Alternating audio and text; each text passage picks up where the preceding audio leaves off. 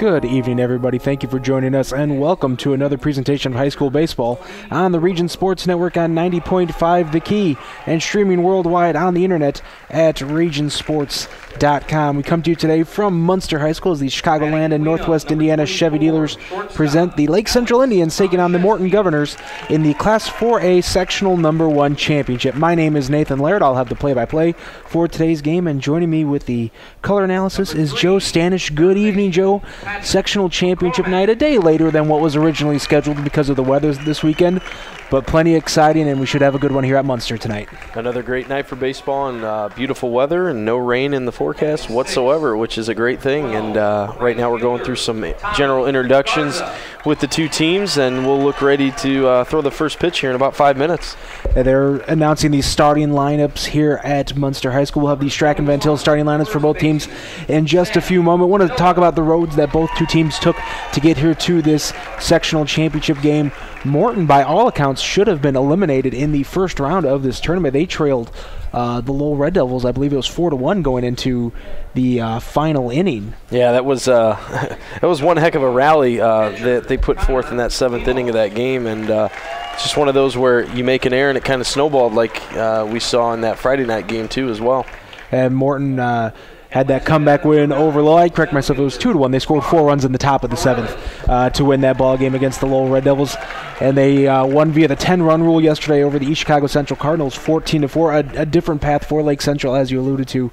A tight game over Munster that, by all accounts, the Indians should have lost, and a tighter than expected game last night against the Highland Trojans, one that they did win 3-1, but they only picked up 2 hits in the ballgame, and both of those came in the first inning. Yeah, give a lot of credit to Coach Bogner and his Highland Trojans. They really they played a scrappy game, and on all accounts, like Coach Sandor had mentioned in his article that I read this afternoon, his team didn't look like they were ready to play. It looked like they had a little bit of a letdown, and hopefully we don't see that tonight for them.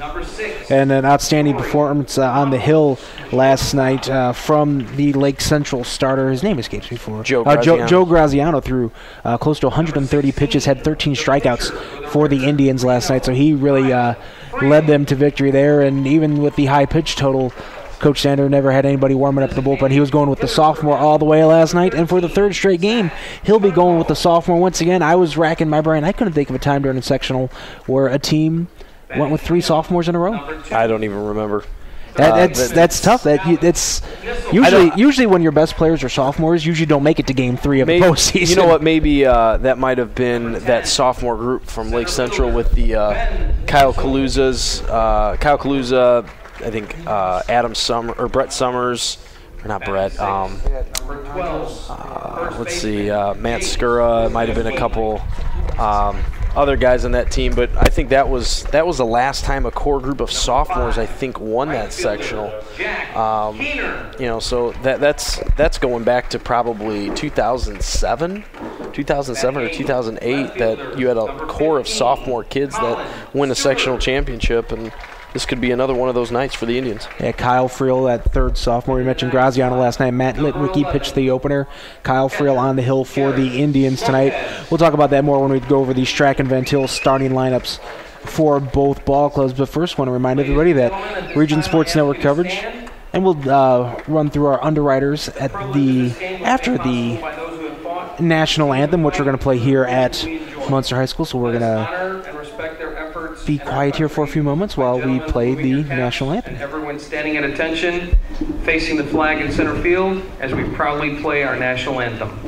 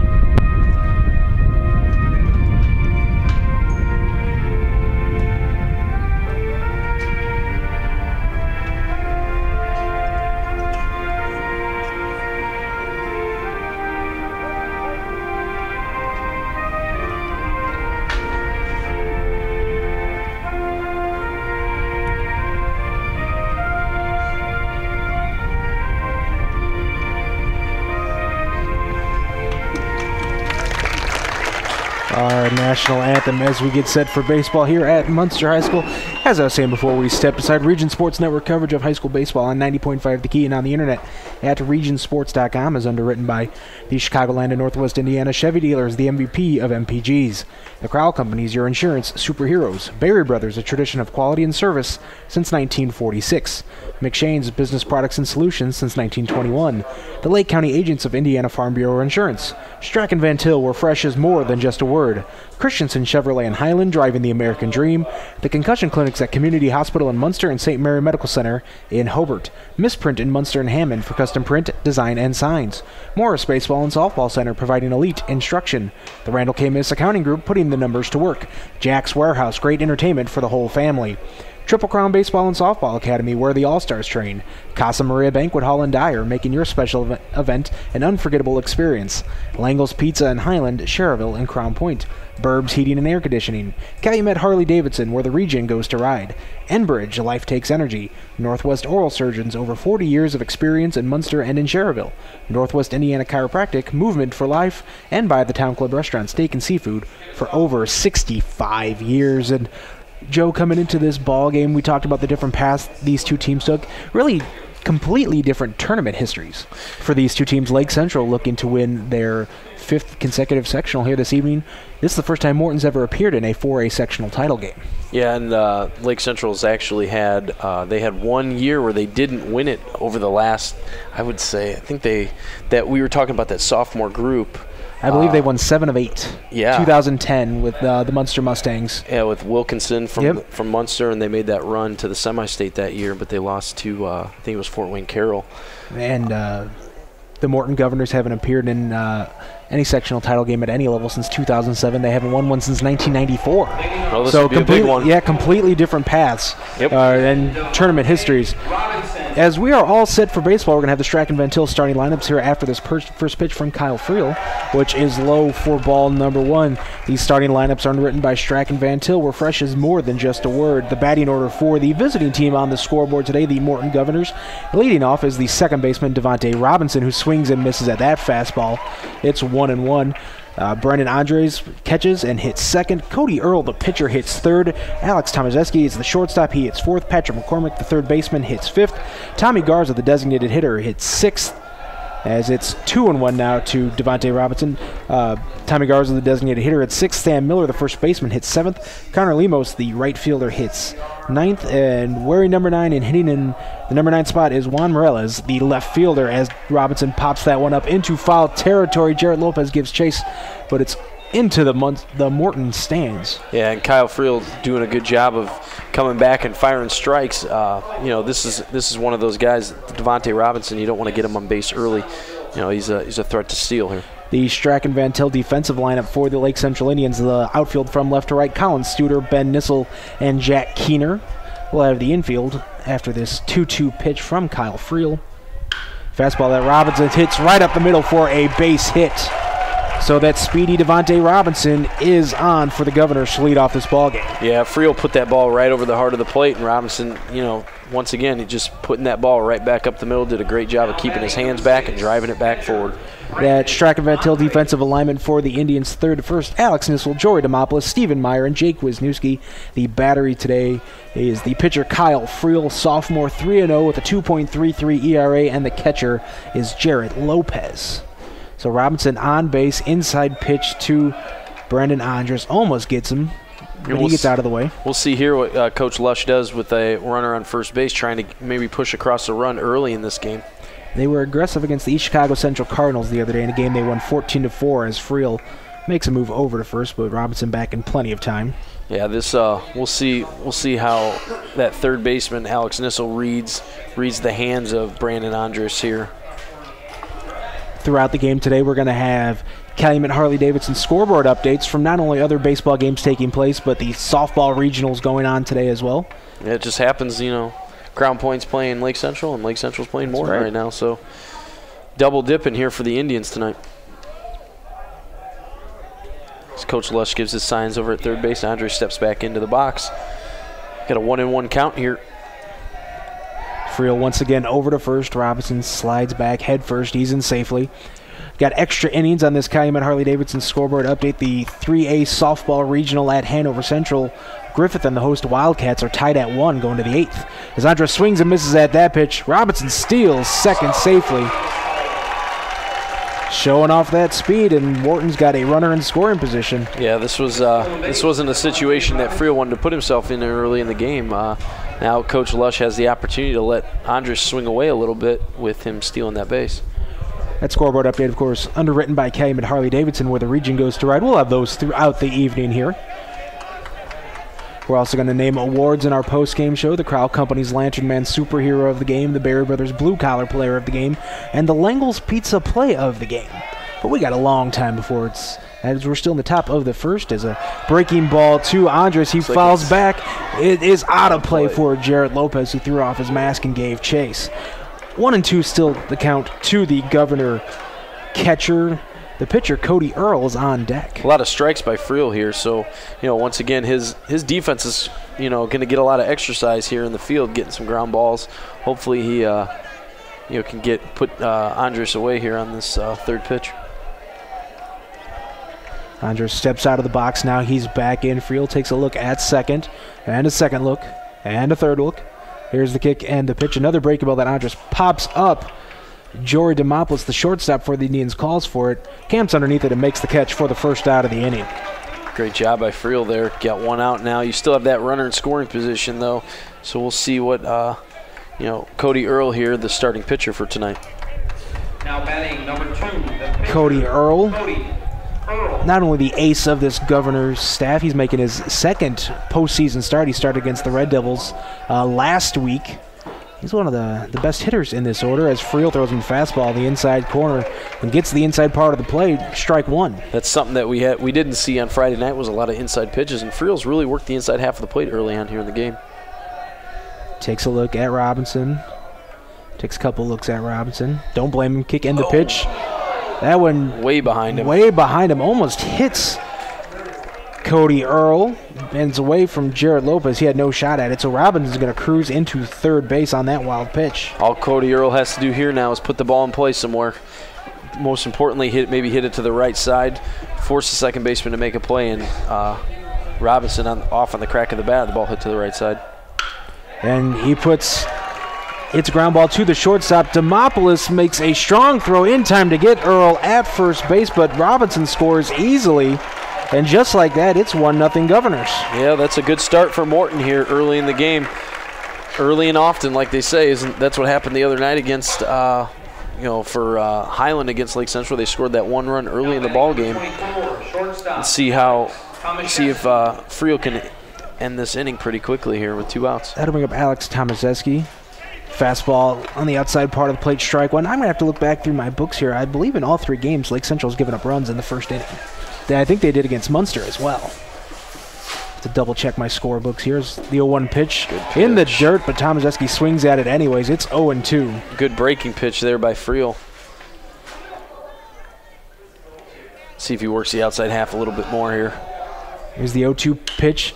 Tomaseski gets a fly ball down the right field line. Wisniewski, the first baseman, gives chase to it. There you go. But he is unable to get to it. It goes foul. A lot of foul ground here down right field lines. A lot more than there is down left field, that's for sure. Here at Munster High School. Seen some great games here this tournament. As we mentioned, Morton's come back to open up festivities here. That Lake Central Munster Classic on Friday night that you heard right here on the Region Sports Network. Yesterday's Lake Central Highland game was a good one as well. As that 0-2 pitch misses low. Yeah, there's this sectional was a lot more competitive than it's been in the past, I think. We have 4 teams that were potentially pretty good teams in this. Breaking ball freezes Tomaseski for strike number 3. Great job by Friel, once again going back to that inside half of the plate, and he's proven to have a lot of success when he's throwing that ball in the inner half. Let's see if he continues to stay there throughout the game. So Kyle Friel came back and got 3 down in a row, but the leadoff single by Devontae Robinson, his stolen base and the wild pitch, and the ground out brings him into score. We're going to the bottom of the first. It's Morton 1, Lake Central nothing here on the Region Sports Network, the only game in town. You're listening to the Region Sports Network on WRTW Crown Point and WRTK Paxton, Illinois. Your local Chicagoland and Northwest Indiana Chevy dealers are proud to be contributing members of the community here in Northwest Indiana. Your local Chevy dealers also pride themselves on their commitment to help you find a vehicle of your choice at a Chevy dealer near you. Our website is ChevyDriveChicago.com. Once again, that's ChevyDriveChicago.com. We look forward to serving you. Chevy runs deep.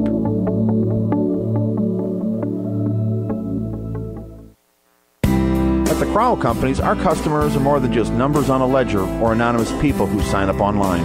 Our customers are the families we see at the ball fields, the grocery store, and all around the community. That's because for nearly 50 years, the Crowell Companies have been part of the community right here in Northwest Indiana, offering personalized custom services that only a local company can provide. For home, auto, and business insurance, it's the Crowell Companies, 923-2131, and online at crowellinsurance.com. The Crowell Companies, home of the insurance superheroes. You're listening to high school baseball coverage on the Region Sports Network and WRTW 90.5 FM, The Key. Welcome back to another Chicagoland and Northwest Indiana Chevy Dealers presentation of high school baseball here on the Region Sports Network on 90.5 The Key and on regionsports.com. The Chicagoland and Northwest Indiana Chevy Dealers are online at ChevyDriveChicago.com. We're going to have the Strachan Van Til starting lineups. It's batting order for the Lake Central Indians and the defensive alignment for the Morton Governors. Again, that's underwritten by Strachan Van Til. The website is StrachanVanTil.com, where fresh is more than just a word. For the batting order for the Lake Central Indians, Stephen Meyer leads off and plays second. Jory Demopoulos wears number 6, and he hits second. Zach Turnbull, the designated hitter, hits third. Alex Nissel, the third baseman, hits fourth. Ben Nissel plays center and hits fifth. Jake Wisniewski, the first baseman, is in the number 6 hole for the Indians. Jack Keener, the right fielder, hits 7th. Colin Stewart, the left fielder, hits 8th. And Jarrett Lopez, the catcher, rounds out the Lake Central batting order. We'll have the Morton defensive alignment after this. First pitch from Cody Earl that Stephen Meyer hits a shot right up the middle. Almost a mirror image of last inning. Both leadoff men hit a shot right up the middle. Didn't waste any time. Took that first pitch of the game and drove it right back up the middle for a base hit. So good start for Lake Central. You know, we were talking about at that break that it just seems like sometimes they have to, spot them a run to wake them up a little bit. The Strachan Van Til defensive alignment for the Morton Governors. The outfield from left to right, Juan Morales in left, Tobin Melendez in center. Connor Lemos is the right fielder. The infield third to first, Patrick McCormick, Alec Tomazeski, Devontae Robinson, and Sam Miller the battery. The pitcher, Cody Earl, and Brandon Andres is the catcher. As Demopoulos scores around to bunt, Earl comes off the mound. His only plays at first. Sacrifice bunt there by Jory Demopoulos. Quickly gets a Indian runner in scoring position. That's Stephen Meyer down at second. Yeah, great job by Demopoulos there to lay down the bunt and force Cody Earl to make the throw to first base, and now you got a runner in scoring position with one out, just like the Governors had in the first inning. The dangerous and speedy Zach Turnbull, the designated hitter, now at the plate. If you haven't heard, he set a record for triples in a season, and he showed off his speed a few times here in this sectional. No triples for him so far, but the other night against Munster, he scored from first on an error by the second baseman. Yeah, there was no doubt that Coach Sander was waving him all the way around. So Earl takes a look at Stephen Meyer. Here's the pitch. Fastball in the outside corner for a strike. We got a couple Calumet Harley-Davidson scoreboard updates that our audience would definitely be interested. Calumet Harley-Davidson, where the region goes to ride. It's over in Hanover Central. A walk-off homer by Melissa Balkema gives Hanover Central the regional title over Griffith 2-1. As Turnbow hits a chopper foul down the first baseline. And got one more Calumet Harley-Davidson scoreboard update going to the bottom of the first at Crown Point. Lake Central leads the Bulldogs 1-0 in the 4A softball regional. Going back to that Zach Turnbow scoring from first base, I spoke with Coach Sandor a little bit about that, and he said that with the way that they were throwing from the outfield, he was waving him around regardless, just because of the way that that game was starting to shift.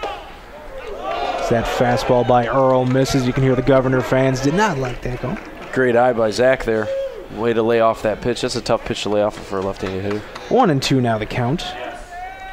Alex Nissel on deck. And that proved to be a huge run. That gave the Indians a two-run, what ended up being a two-run victory. Just a big insurance run as there's a fly ball hit two left. Juan Morales in foul territory makes the grab for out number 2. Yeah, great job there by Morales out in left field. Morales to squeeze it on that one. That's a tough play. The shortstop closing in on it as well. Good job of communication by those two guys. Now you get 2 outs. That'll bring up Alex Nissel, the third baseman. One of the leading hitters in this Indian lineup. Lake Central's got to take advantage of these situations, having runners in scoring position early in the game, because you don't want to get behind by too many runs.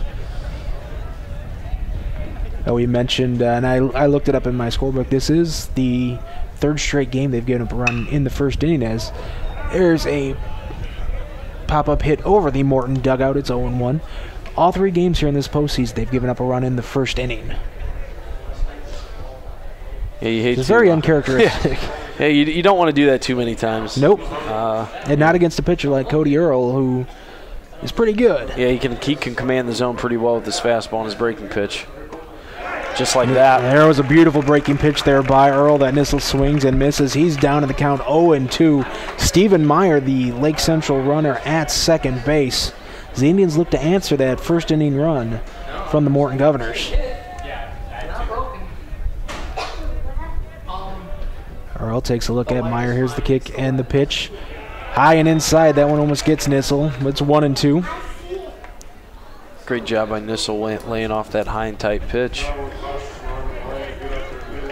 See if Cody Earl goes back to that breaking pitch in the outer half. Looks like he's moving inside. Steps off the mound. He's really focused on Meyer there at second base. Yeah, as a pitcher, you gotta, especially with 2 outs, you gotta worry about getting that hitter out. You don't want to lose focus of the hitter here. Now he's moving back outside, so let's see if he goes to a breaking pitch. Kick and the pitch. Fastball freezes Nissel for strike number 3. So Lake Central is going to strand a runner in scoring position. We're through 1 complete. It's Morton 1, Lake Central nothing. Here on the Region Sports Network, the only game in town. You're listening to the Region Sports Network on WRTW Crown Point and WRTK Paxton, Illinois. Strachan Van Til is a full-service grocery and fresh food store committed to the complete satisfaction of you, our customers. We provide you with a friendly shopping experience in a clean, safe environment. Strachan Van Til remains dedicated to the communities we serve by supporting organizations and events that enhance the quality of life, like Region High School Sports on WRTW 90.5 FM, The Key. To learn more about Strachan Van Til, we are on the web at strachanvantil.com. Quality service and selection. It's a Strachan Van Til thing. Northwest Indiana Chiropractic is a fully integrated state-of-the-art clinic offering new and unique treatment options like ARX or the Adaptive Resistance Exercise Machine. This summer, athletes can train with professional baseball scout John Vode. Chiropractic rehab or training is available at 2 locations, 1425 Eagle Drive in Schererville and 9430 Calumet Avenue in Munster. For appointment information, the number is 322-6942 and the website is nwichiropractic.com. Northwest Indiana Chiropractic, movement for life. You're listening to high school baseball coverage on the Region Sports Network and WRTW 90.5 FM, The Key. Nathan Laird and Joe Stanish back here at Munster High School, the Class 4A Sectional number 1 championship game. Morton leads Lake Central 1-0 here in the Chicagoland and Northwest Indiana Chevy Dealers presentation of high school baseball. As scheduled hitters for the Morton Governors inning, Patrick McCormick, Tommy Garza, and Sam Miller. Kyle Friel goes right back to that outside half of the plate. Misses outside with a ball. Doesn't miss with that one. Fastball over for a strike. 1-1 now the count to the Governor third baseman, Patrick McCormick. Seems like he's trying to get a feel for the umpire and how much he's going to give him off that corner. 1-1 pitch is low. 2-1 now. Winner of this ballgame advances to the LaPorte Regional on Saturday. Joe and I will be out there for that one. As McCormick chops that 2-1 pitch to third base. Nissel comes up with it. Throw to first in plenty of time for out number 1. Great job by Nissel to attack that ground ball, get it on the big hop, and throw a nice little strike over there to Wisniewski at first base. Winner of this one, we know, gets the Kingsmen of Penn High School. They defeated Plymouth 5-0 earlier this evening in their sectional championship Now game. batting number 12, right fielder. And we were Tommy communicating earlier this week. You Garza. said the Kingsmen were a pretty good ball club, Oh yeah, they have which isn't surprising considering their athletic programs. No, they're one of those teams that reload. They're almost a guarantee to get into that regional just about every single year, and all they do is reload. Coach Dykes does a fantastic job with those kids, and he's been to the state championship game. He's won it. He's lost it. He knows what it's like. So he's getting those kids mentally prepared, physically prepared, and they're ready to go out every single day and compete. Friel missed with his first 2 pitches to Tommy Garza, but came back with a fastball for a strike. 2-1 now to the governor-designated hitter. That one in the dirt, 3-1. Friel looks like he's struggling a little bit trying to get his footing on that mound. Keeps kicking the dirt around. There's a huge hole right next to the rubber there, so looks like he may have to do a little manicuring of that mound here. Here's the kick and the 3-1 pitch. Just misses as Tommy Garza draws the walk. Good eye by Garza on that. That was close. Yeah, that was awful close, but he had a 3-1 count. Give the opportunity for the umpire to call a strike. Well, he gave him one there, so you got a runner on first base with 1 out now. Now batting Sam Miller number 1, up to the plate for the Governors, first baseman. Miller. Morton wearing gray sleeveless uniforms with red undershirts, gray pants. They got red helmets. Lake Central with black jerseys. Indians in blue, outlined in white, blue numbers in the back, also outlined in white. White pants with a blue stripe down them. Blue socks. White and blue hats. I like these. This look better than the Astro-style one for the Indians. Yeah, I wasn't a big fan of that. As Miller hits a chopper up the middle, Demopoulos goes behind second to try to make the play, but it's off his glove. And they're going to be safe all around. Tough play by Demopoulos there, trying to show his range a little bit, and just came up empty-handed on that ground ball. Did you give him the hit on that one, Joe, or did you give him the error on Demopoulos? I think that's got to be at least I would say that's an error just because that ball looked like it was, he did come across the bag quite a bit, but, he was able to corral it if he had it cleanly. It would have been a tough play at first, but he probably could have stepped on second if he came up with that cleanly, as the Governors are in business here. Runners on first and second, just 1 out. The right fielder, Connor Lemos, at the plate. This is huge for Friel here to get out of this. Yeah, this is, trying to roll another ground ball here, get Jory Demopoulos another ground ball. Demopoulos usually a sure-handed shortstop, went 20-plus games before making an error this year. This is now 1-1 to Lemos. Great kid too. From my coaching days here, I think he was a freshman my second year, or his second year. There's a bunt. There's a bunt, a nice one. Nissel's only play is to first. Runners advance to second and third.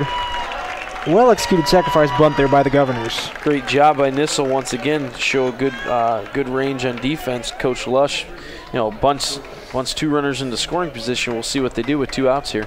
That'll bring up number 9 hitter Juan Morella as the left fielder. Kind of an interesting call there. Not with your number 9 hitter. Yeah. Friel's first pitch then gets away from Lopez, but Garza was not in a position to take off, and once he hesitated, he had no shot, so he's going to stay at third base. And Coach Lush is letting him know that he should have scored on that pass ball. That was a golden opportunity for the Governors right there to tack on another run. Yeah, Garza was not in a set position ready to take off. So 1-0 now the count to Morellis. Fastball for a strike, evens up the count at 1. Yeah, once again, those opportunities that you have to take advantage of, and you don't. This one, hopefully that doesn't come back to haunt them. Swing and a miss by that one. It's 1-2. And Kyle Friel and the Indians are 1 strike away from getting out of this with no damage done.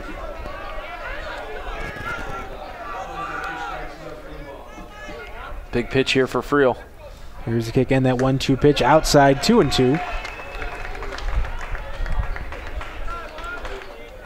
So the wind's starting to pick up here a little bit.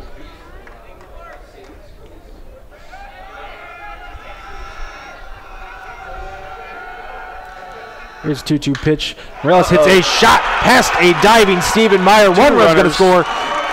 Scott Lush is going to hold the second one wisely, as that was a strong throw in from the outfield, but an RBI single by Juan Morales. It's 2-0 Governors. Morales on that pitch out in the outer half goes with it into right field, but he's still on first base, which is kind of confusing for me, especially that ball missing the cutoff, not taking advantage of that overthrow of the cutoff man to get to second base and putting runners at second and third again. Now you have runners at the corners with an opportunity for a force out at second base. That one came off the bat. I thought two were going to score for sure. Yep. But a nice throw in. Now, you mentioned Keener did hit the cutoff man, but he made a strong throw into Lopez to make sure that second run did not get in. But Morton has scored a run in each of the first 2 innings here. They lead Lake Central 2-0. As Devontae Robinson now at the plate, he singled and scored last inning. He takes that first pitch low for a ball. See what Lopez does on this next pitch if Coach Lush has his runner in motion, if he throws through or fakes a throw to second and throws one down to third here. That one misses inside, 2-0. Surprisingly enough, he may be sitting here waiting for that first to third rundown situation here. Now, if you're the Lake Central coaching staff, how long of a rope do you give Kyle Friel here? I think you got to let that one's in the dirt, 3-0. You got to let him settle in a little bit here, and you also got to give your offense an opportunity to put some runs up on the board. We saw Highland coach John Bogner with a quick hook last night. That turned out to be the right move for his club, as Jordan Petty was brilliant in relief. Figured out a way to shut down the Indians. Great pitch by Friel right there to come back. Fastball right down the middle. Robinson was taking all the way, 3-1. As Morton has a chance to add on to their 2-0 lead here in the top of the second inning. Runners at the corners, 2-out leadoff hitter Devontae Robinson draws the walk. Bases are loaded for Brandon Andres. Not looking good right now for Friel and the Indians with 2 outs. Coach Sander looks like he's going to take a walk out to the mound to discuss things with his infield. Jory Demopoulos was already at the hill. I think that was more of a senior leader coming to talk to his sophomore pitcher, trying to calm him down a little bit more than anything. Now they're going to discuss strategy with the entire infield on the mound having a meeting.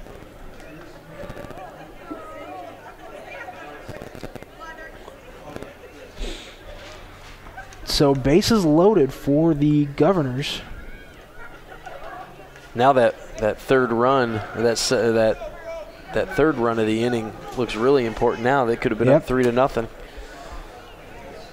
We have another, and they're going to check out the mound. You mentioned there was a huge hole. And there earlier we got the umpires going on. Jeff Sander talking to both umpires. Kyle Friel is kicking around in the dirt a little bit. We got both umpires now. Looks like the home plate umpires. Looks like he's going to ask to get someone to come in and take a look at that pitcher's mound. Well, while we're in a pause for this, we got some Calumet Harley-Davidson scoreboard updates for you. At the end of 4 in the Class 2A sectional number 33 title game, Boone Grove leads Hebron 3-1. The softball 1A regional championship, the Satellites of South Central defeat Triton 7-2. And in the 4A softball regional, going to the bottom of the second, Lake Central still with a 1-0 lead over the Crown Point Bulldogs. Looks like the home plate umpire is discussing with the grounds crew about fixing the mound right now. Real interesting. I haven't seen this too often in a game. I actually don't know what they could possibly be wanting to fix here, because I don't know how well that would take hold on the mound. Yeah, there's really, I mean, it'd be tough to put a temporary solution on there for it to, as you mentioned, hold. Yeah, you're going to put weight on there. They're going to dig it right out. As you can see, when Friel puts his foot down right next to the rubber, it almost disappears.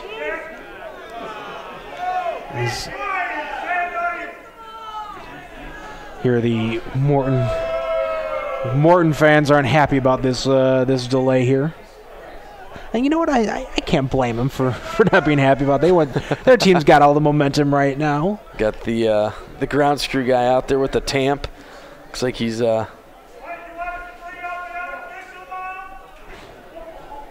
Looks like he's going to They're going to tamp that down a little bit. I don't know how well that's going to work out, though, because the mound looks pretty soft around that area. They may have to do that in between innings for the rest of the game, have grounds crew member come out there.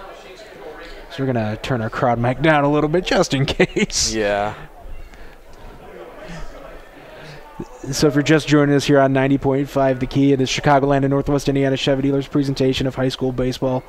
We're in the top of the second. It's 2-0 Morton over Lake Central here in this sectional number 1 championship ball game. And the Governors with bases loaded, 2 outs, and we're having some mound issues here. Yeah, they're just pushing dry dirt into it. I don't know how well that's going to work out. I give it probably about 2 pitches. Just from doing so many times, working out on mounds and pitchers' mounds and rubbers and all that stuff. That's not going to sit too well. It's dry dirt. It's kind of a science there, isn't it? That maintenance and everything. Manicuring at its best. Yeah. I know it's one thing the Lake Central Indians don't have to deal with that anymore. Not right. The artificial. But as a pitcher, I just remember taking a lot of pride in all the hard work you put into fixing that mound and getting it ready, and then.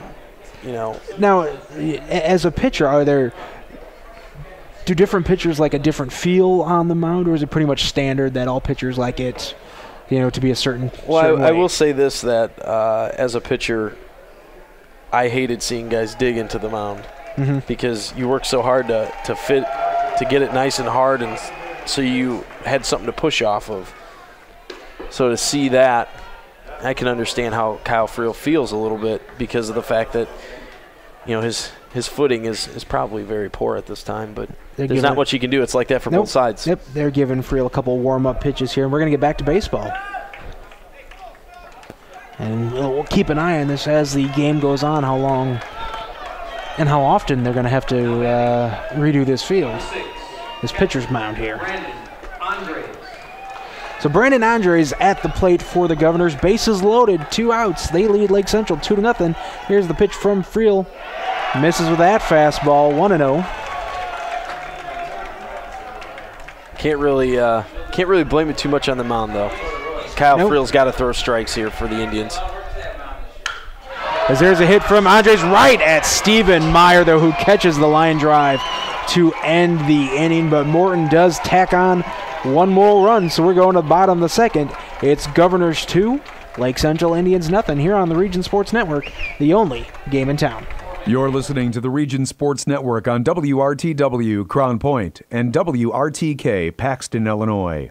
Calumet Harley-Davidson, located on Calumet Avenue and Main Street in Munster, is the region's authorized Harley-Davidson motorcycle dealer and service center. Customer satisfaction has been a top priority at Calumet Harley-Davidson for over 20 years. A visit to the showroom is always welcome. The number is 219-934-6366. That's 219-934-6366, or on the web at calumetharley.com.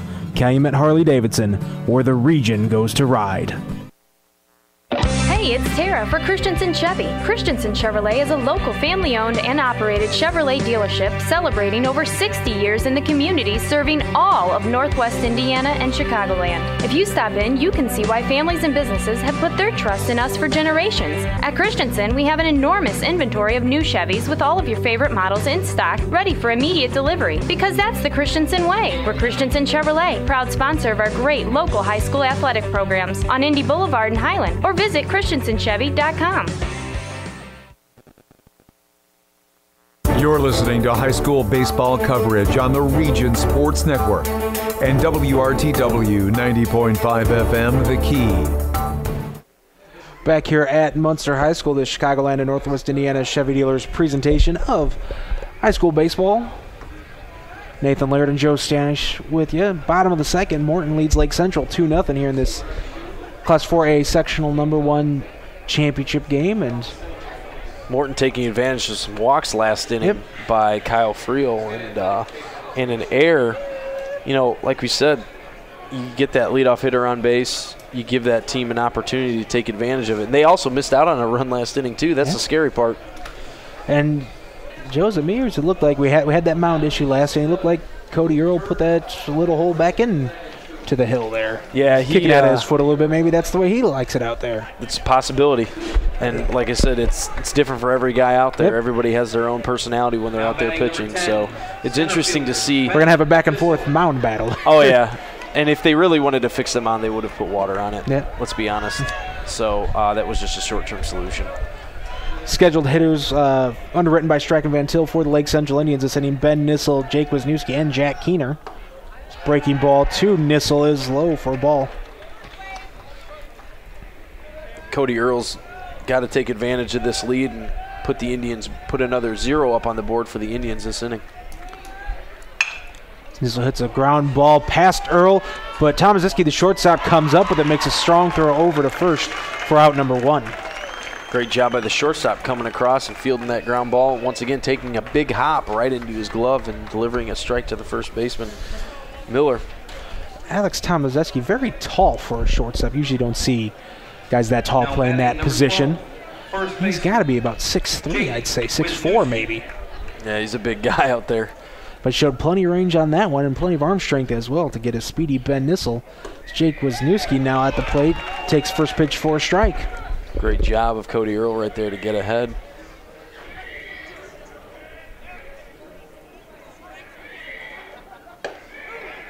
Breaking ball by Earl, misses. It's 1-1. Command of both pitches here is going to be very important for Cody Earl. A lot like Connor Manis on Friday night. He had success against the Indians. He was able to command 2 pitches.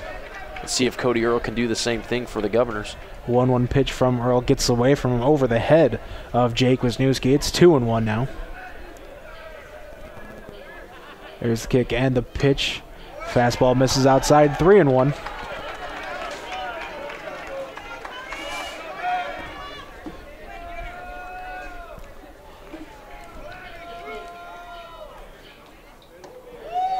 Breaking ball on 3-1. It's a beauty. It's now a full count. Shows you right there. He's got a lot of movement on that breaking pitch, and he's definitely not afraid to throw it behind in the count. He's got a lot of confidence in that one. 3-2 pitch. Another breaking ball that Wisniewski hits into foul territory. Sam Miller, the first baseman, gives chase. Running out of room. But he ran out of room, so count's going to stay at 3-2. Today's game is underwritten in part by the Randall K. Miss Accounting Group in Cherville. When it comes to business, let Randall K. Miss Accounting put the numbers to work. Phone number is 219-864-8541, and they're online at rkmissgroup.com. That's rkmisgroup.com. Here's a 3-2 pitch from Earl. Fouls that one back. Count stays full. To first baseman Jake Wisniewski. Jack Keener on deck for the Indians. So they trail 2-0 here in the bottom of the second inning. Another 3-2 pitch by Earl, breaking ball. Earl has come off the mound to play this one, but he's got time to make the throw. 1-3 on the putout, and that's 2 down in the inning. Great job of fielding his position by Cody Earl there to hop off that mound and field it cleanly and deliver a strike to his first baseman, Miller, again. Another great job of just fielding in general by a pitcher. We've seen a lot of good fielding by a lot of the pitchers that we've seen out there this week. So 2 quick outs for Cody Earl and the Governors. That'll bring up Jack Keener, the right fielder.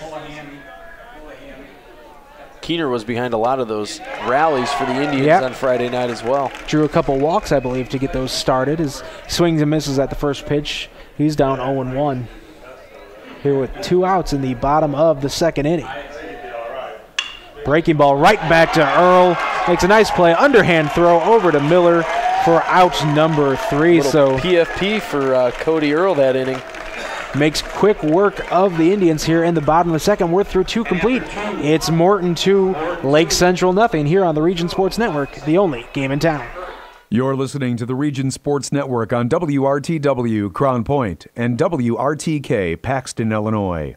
Dr. Paul Wolf and Dr. Sharif McHale of Northwest Oral Surgeons share over 40 years' experience in wisdom teeth extractions, general extractions, oral surgeries, and dental implants. Procedures are done in a comfortable and relaxing atmosphere with general anesthesia or sedation. Northwest Oral Surgeons features 2 locations in Northwest Indiana. In Munster, the number is 836-0044, and in Cherville, the number is 322-0501. Or you can find us on the web at northwestoralsurgeons.com. Casa Maria Banquet Hall on the grounds of St. Maria Goretti Church in Dyer can accommodate any event. A professional staff is on hand to help with all aspects of the event, such as decorating, organizing, and catering. 2 large reception areas mean we can accommodate up to 375 guests. And Casa Maria's catering includes both family-style and buffet dining with 60-inch round tables that can seat up to 8. Casa Maria sets the mood with a dignified atmosphere that can impress the guests. Casa Maria Banquet Hall, 865-8956. You're listening to high school baseball coverage on the Region Sports Network and WRTW 90.5 FM, The Key. Moving to the 3rd inning here on the Chicagoland and Northwest Indiana Chevy Dealers presentation. And we got a pitching change. Matt Litwicki now on the hill for the Lake Central Indians. Coach Sandor not wasting any time, going right back to Litwicki. It was interesting. I was talking to the other day, and he mentioned as much as possible. I believe he said throughout the entire regular season, he was able to give his starters 7 days off in between starts. Matt Litwicki just worked Friday night, so we'll see how he does on the shorter than usual rest here. Yeah, this will be interesting to see how he responds from throwing in a pretty important game on Friday, and this one being just as, if not more important. But he's going to face off against Cody Earl right out of the gate, so this will be a good test for him. First pitch, Earl chops it over Litwicki's head. Demopoulos charges in, scoops it up cleanly. Nice throw to first. Great play there by Jory Demopoulos. Once again, Jory Demopoulos, solid defense back behind Litwicki, coming across that bag at second base and fielding it cleanly and delivering a strike to Wisniewski. Made that play look easy, but it was anything but from the senior shortstop for the Lake Central Indians. 1 down here in the inning. That'll bring up Alex Tomaszewski. Struck out last time. Watch out. Hey, their coach is sitting on a bucket outside the dugout. Usually those guys are supposed to be inside the dugout. They got one for each team sitting outside. Got to watch out for that stuff. 0-1 now the count to the Governor shortstop. Here's the kick and the pitch by Litwicki. Not his best fastball, but still had some heat on it. It's 0-2 now. Most importantly, Litwicki hitting the zone with strikes, and that's a big thing. That's what the Indians need. Breaking ball, Tomaszewski grounds for a base hit between third and short.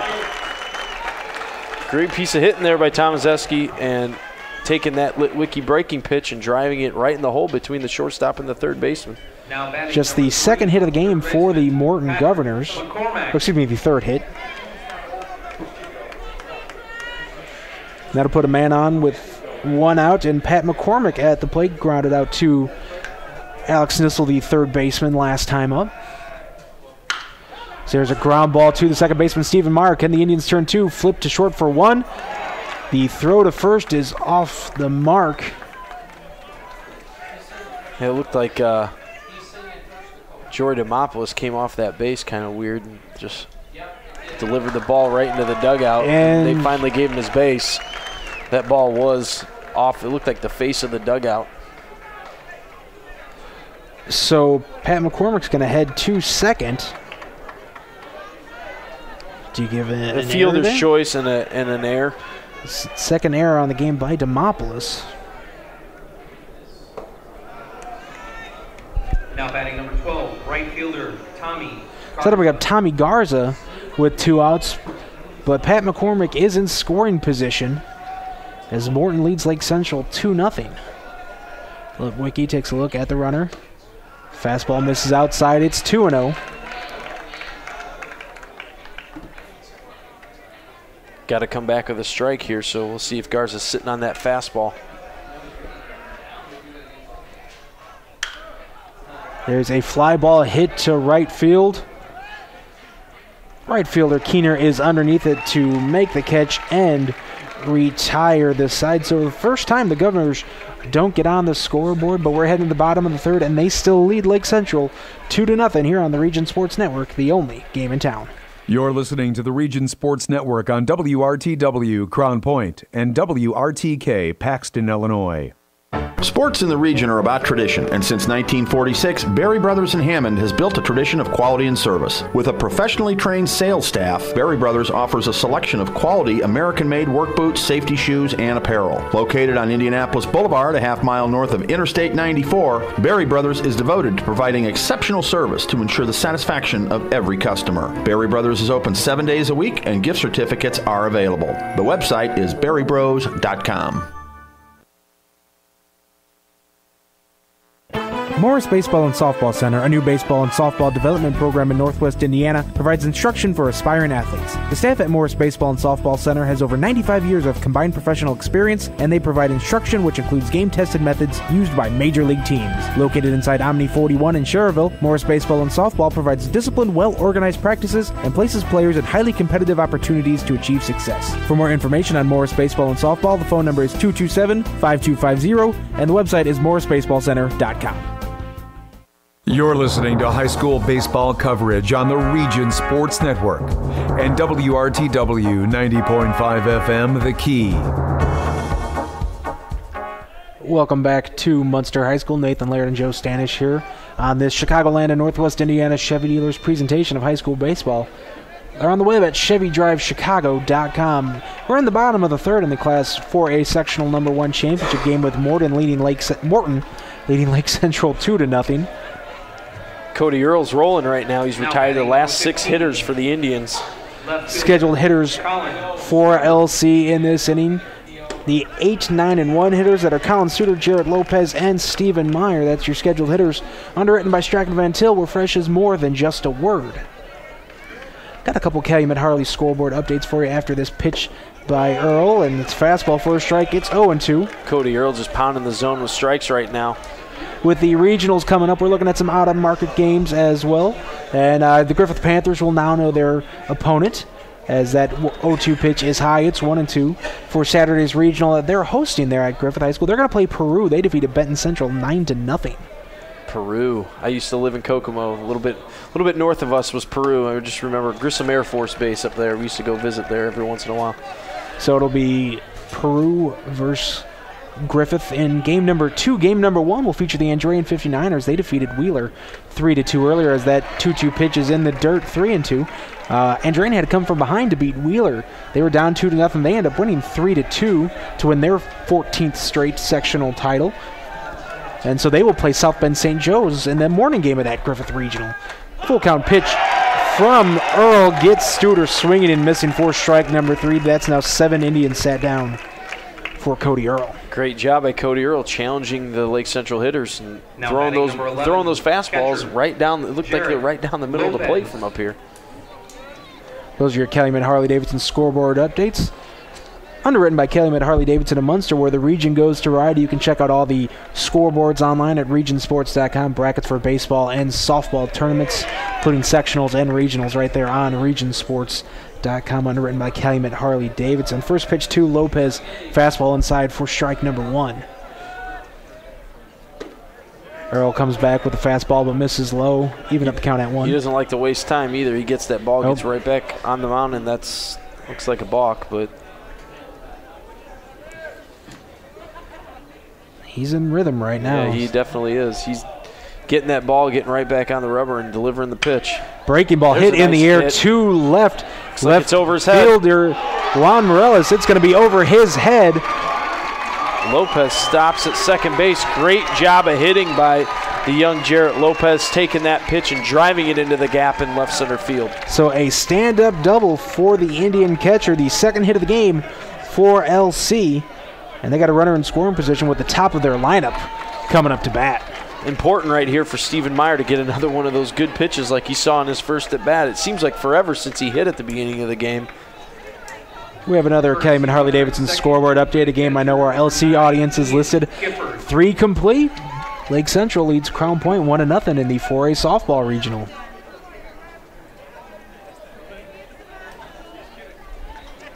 Catcher calling time and going to talk to Cody Earle.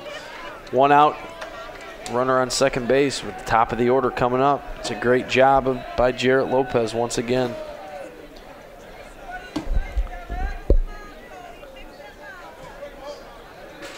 So Lopez at second. With just one out here in the bottom of the third, his team trails 2-0. Earl takes a couple looks at him. Pitch fouled back. Hacking at the first pitch. Who's our courtesy runner there at second? Ian Gifford is our courtesy runner at second. Usually don't courtesy run for one catcher with the other. Now batting number 7, No, it's Stephen Meyer. Ian Gifford's pretty fast, so we'll see if Coach Sander has him in motion on a ball hit to the outfield right here. Breaking ball by Earl misses. He's pitching a little bit more cautious around Stephen Meyer after throwing him that fastball to lead off the game, and Meyer putting it right back up the middle. See what he gives him here with a 1-1 count. Jordan Moplis on deck for the Indians. Here's the 1-1 pitch. Breaking ball misses high, 2-1. Yeah, usually you hear shortstop hits second in the order. Not too dangerous for the on-deck Jordan Moplis, but he can drive him in, as we saw on Friday night. He had the hit that drove in 2 to take the lead over the Munster Mustangs. Yeah, He's our Crowell Company superhero of the game. Cody Earl definitely pitching a little bit more cautious right now. 2-1 breaking ball misses high once again. It's 3-1 to Stephen Meyer. This is a chance for the Indians to cut into that 2-run Morton lead. 3-1 pitch, high and inside for ball number 4. So Meyer draws the walk, and that'll bring up Joy Demopoulos. The Indians are in business right now. Coach Lush calls a timeout to go talk to his pitcher. Shortstop, Jory. Not going to have an all-infield meeting. We're just going to have a meeting between Scott Lush, the veteran Morton coach, Cody Earl, and Brendan Andres, the catcher.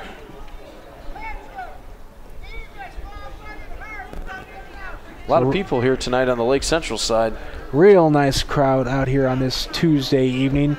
The nice student section for Lake Central, especially considering they are done with school. They have a real nice LC student crowd. The governors are still in school, so these kids from Morton do have to go back to class tomorrow morning. I think they have another week left. Yeah, unfortunately, that wouldn't be fun. No, no, it would not. Yeah, you can see the fans lined up down the left field line into the bleachers from the soccer field as well. I saw some pictures on Twitter. They have an overflow crowd at the softball game at Crown Point. They had to put up some extra bleachers. Nice. Here's the pitch to Demopoulos. Fastball misses low. 1-0 the count. And Earl definitely does not want to walk Demopoulos here with the dangerous Zach Turnbow on deck. Either or, you got to make a pitch here.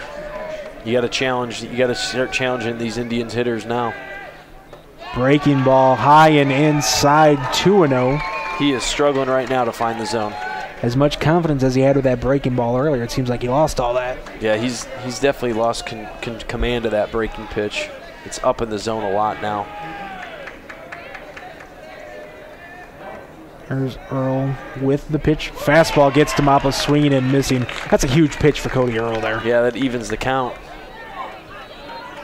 And just really for confidence sake, that's a big one for him. It's 2-1 now. Excuse me, 2-1. That fault. We'll let it slide this time. Big lead by the runner at second base. Ian Gifford, the courtesy runner at second. Several steps off the bag. Here's the 2-1 pitch. Fastball right back at Demopoulos. He fouls it to the screen. 2-2 the count. Jory's not cheating himself. He's getting his hacks in here on Cody Earl. So we'll see if Earl goes with the breaking pitch or he stays with that fastball. Maybe works it on the inner half. As we're going to have a timeout here, as shortstop Alex Tomazeski wants to talk to his pitcher. I think he noticed the huge lead that Ian Gifford was taking over there at second. Now the catcher's going to come out and talk to Cody Earl. While we got this little timeout here, I want to remind everybody to stay tuned after the game. We'll name the Langle's Pizza play of the game. Underwritten by Langle's Pizza with locations in Highland, Sherrville, and Crown Point. They're online at langlespizza.com. Langle's Pizza, that stuff sounds good right now. It's kind of a household name out there in Highland. A couple locations in Sherrville as well, and as well as one in Crown Point. So here's a 2-2 pitch from Cody Earl. Breaking ball. Demopoulos. It's a ground ball to the shortstop. Tom Job done. Safe everywhere. Throws at second. Safe all around. I thought Tom Zeski's only play was at first. Even that would have been close. He did sat not back on that ground ball. You mentioned earlier on a chopper to third that Alex Nissel did a nice job charging the ball, and Tom Zeski did not charge that one at all. He sat back, and that allowed the runners to be safe all around. So an infield single for Jory Demopoulos loads the bases for the Indians with Zach Turnbow at the plate, and just one out here in the bottom of the third. Yeah, they are in business right now. That is for sure here. This could change the tide of the game very quick. Here's the pitch from Earl. Turnbow hits a ground ball to the second baseman. Robinson bobbled it a little bit, but comes up with it cleanly, makes a nice play as he slid down. The run's going to score, but the out is recorded at first, so it's a 2-1 ball game as Ian Gifford crossed the plate on the RBI ground out from Zach Turnbow. Great job by Devontae Robinson, smothering that ball at second base and making a throw from his knees, and a perfect throw to the first baseman for the second out of the game. Huge out. Now they walk Alex Nissel intentionally to face his brother Ben, so we'll see how this works out, and if this works out in favor for the Governors or it comes back to haunt them. So Alex Nissel walks. Of course, in high school baseball, you don't have to throw the 4 pitches like you do in Major League Baseball. No. You can just it's make nice. the motion. Yeah, it's a lot easier, that's for sure. So I'll bring up Ben Nissel. He grounded out to the shortstop last time up. Breaking ball from Earl is a nice one. 0-1 the count. That looks like the old breaking pitch from the first inning that he was throwing. But back to that play by Devontae Robinson. That almost looked like he was jumping on a grenade to sacrifice himself. He definitely smothered that ball. He wasn't letting go of it, and he made a nice play to get out of his glove and make the throw to first in time to get the speedy Turnbow as Nissel follows that one back down 0-2 in the count. Yeah, quickly 0-2 now to Ben Nissel, excuse me. 2-1 our ball game. Bases loaded for the LC Indians here in the bottom of the third. They trail the 2-1 score. With 2 outs here with Ben Nissel at the plate. He's down 0-2 in the count. Here's the kick and the pitch from Earl. Swing and a miss. Man, Cody Earl just revved back and fired that one by him. He put everything into that one to get out of the inning, but LC does get one back. We're through 3 complete.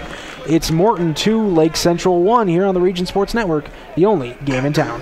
You're listening to the Region Sports Network on WRTW Crown Point and WRTK Paxton, Illinois. Tonight's game is being underwritten by your Indiana Farm Bureau insurance agents in Lake County. Different drivers require different kinds of car insurance. Coverage from house to house isn't always the same, and life policies vary too. Indiana Farm Bureau Insurance of Lake County is proud to in part underwrite high school sports on 90.5 FM WRTW The Key. Indiana Farm Bureau Insurance of Lake County.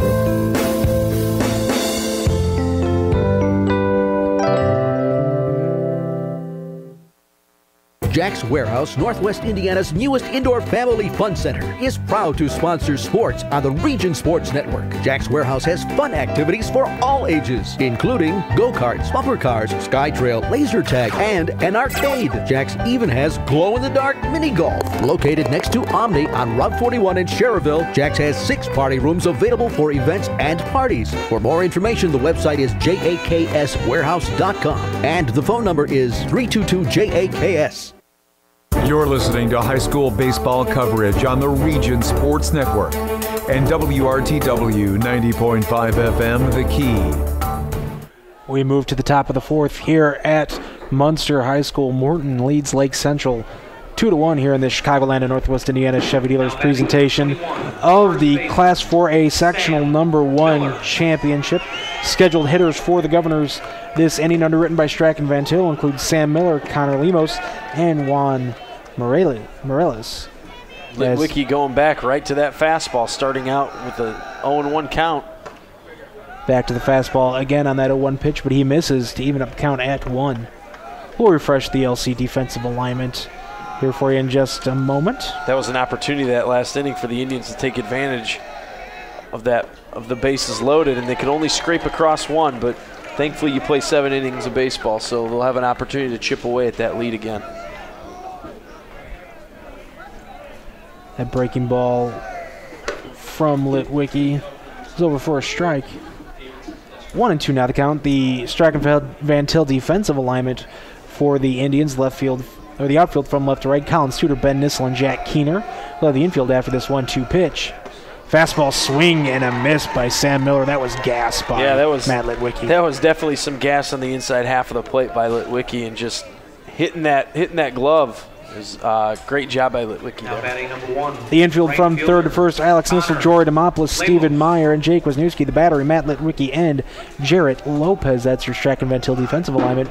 Underwritten by Strachan Van Til, where fresh is more than just a word. Looks like Litwicki's starting to settle in a little bit here, trying to figure out that umpire strike zone. We have Connor Lemus. He's ahead in the count 1-0. Shows bunt, but brings it back, takes a strike. 1-1 now the count. As a pitcher, you want to challenge a hitter that goes up there and shows bunt and pulls it back. May not feel too comfortable in the box against Litwicki right now at this point. That fastball in the dirt. 2-1 now the count. Litwicki's not afraid to throw that fastball, that's for sure. So you're going to probably see a heavy diet of fastballs here, especially the lower half of the order. There's another one. That one misses low. 3-1. I mentioned before the break, saw some pictures on Twitter from that Crown Point Lake Central game. Want to remind everybody you can follow us on Twitter at the RSN. That's THERSN. Or if you don't do Twitter, that's Fastball for a Strike 3 and 2. If you're not on Twitter but you're on Facebook, you can like us at facebook.com/Region Sports. Yeah, Litwicki took a little bit off his fastball there to throw a strike. 3-2. Litwicki kicks and pitches. Ground ball down the first base line. That's going to roll foul. Yeah, I don't know what it is with first baseman not wanting to charge up and make a play. Yeah. Yeah, Wisniewski's sat back on that one. You set back and you let the ball hit the base. I mean, there was an opportunity. I mean, who knows what could have happened there. The count stays full to Lemus.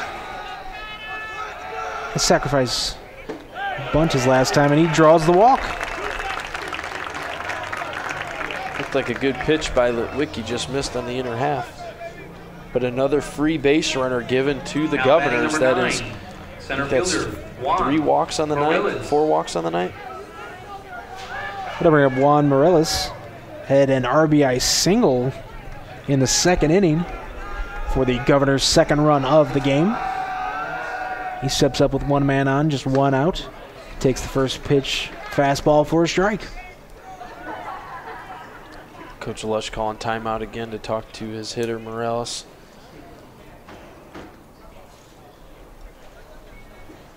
Another Calumet Harley-Davidson scoreboard update. Headed to the 5th. Lake Central still leading Crown Point 1-0 in that big softball showdown. It's a huge game for the Indians. Yep. Now, LC played them tight once earlier this year. Crown Point ran away with, I believe their first meeting was all Crown Point. Crown Point, one of the top teams, not only in the state, but one of the top teams in the country. Here's the 0-1 pitch. A bunt from Morellis. Litwicki's only play is at first. That'll have him move up Lemos to second base. Great job by Matt there. You know, took a look at second base, but knew that he had to get that runner out at first. Delivers a nice throw to Wisniewski for the second out of the inning. So that'll put a runner in scoring position for Devontae Robinson. Singled and scored in the first. He walked in the second inning, but he's got a chance here to add on to the Governor lead. As Lemos is at second base, he's swinging on the first pitch, chops that one foul. Yeah, he's not afraid to swing the bat, that's for sure. He's been on base twice already tonight. 2-1 our score here in this Chicagoland and Northwest Indiana Chevy Dealers presentation. High school baseball. Winner of this one plays Penn in the opening game from the LaPorte Regional on Saturday. Breaking ball by Litwicki misses high. 1-1 now the count. Chesterton and Northridge will be game number 2 from there. LaPorte, and of course the winner from each of those games plays in the championship that night. Always nice to go out to LaPorte and watch a baseball game. Great facility, great atmosphere. A lot of baseball history in that town. Oh yeah. Played with a few guys from LaPorte in the past too, so there's just a lot of it's the baseball mecca of Indiana, I would say. 1-2 the count as Robinson swings and fouls that one back. Keep it at 1-2.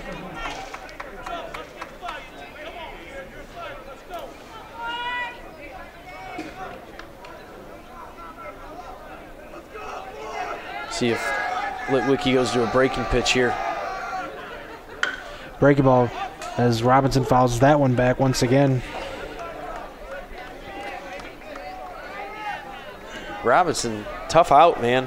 I'll tell you what, he battles, fights off a lot of pitches. He's a scrappy little hitter.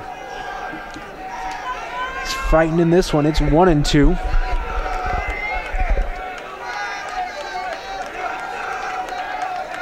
Here's the kick from Litwicki, and the pitch misses. He's going to have a throw down to second base. But Lemus is back in time. That's a gutsy play there by Lopez to throw behind the runner with 2 outs. He didn't have that big of a lead there at second base, so it was interesting to see. He had to deliver a good throw, and that was pretty much on the money. So the count now 2-2. Here's the pitch from Litwicki, breaking ball. Fouls it off again. Fouls that one again. Just battles. Not a big guy either, but I'll tell you what.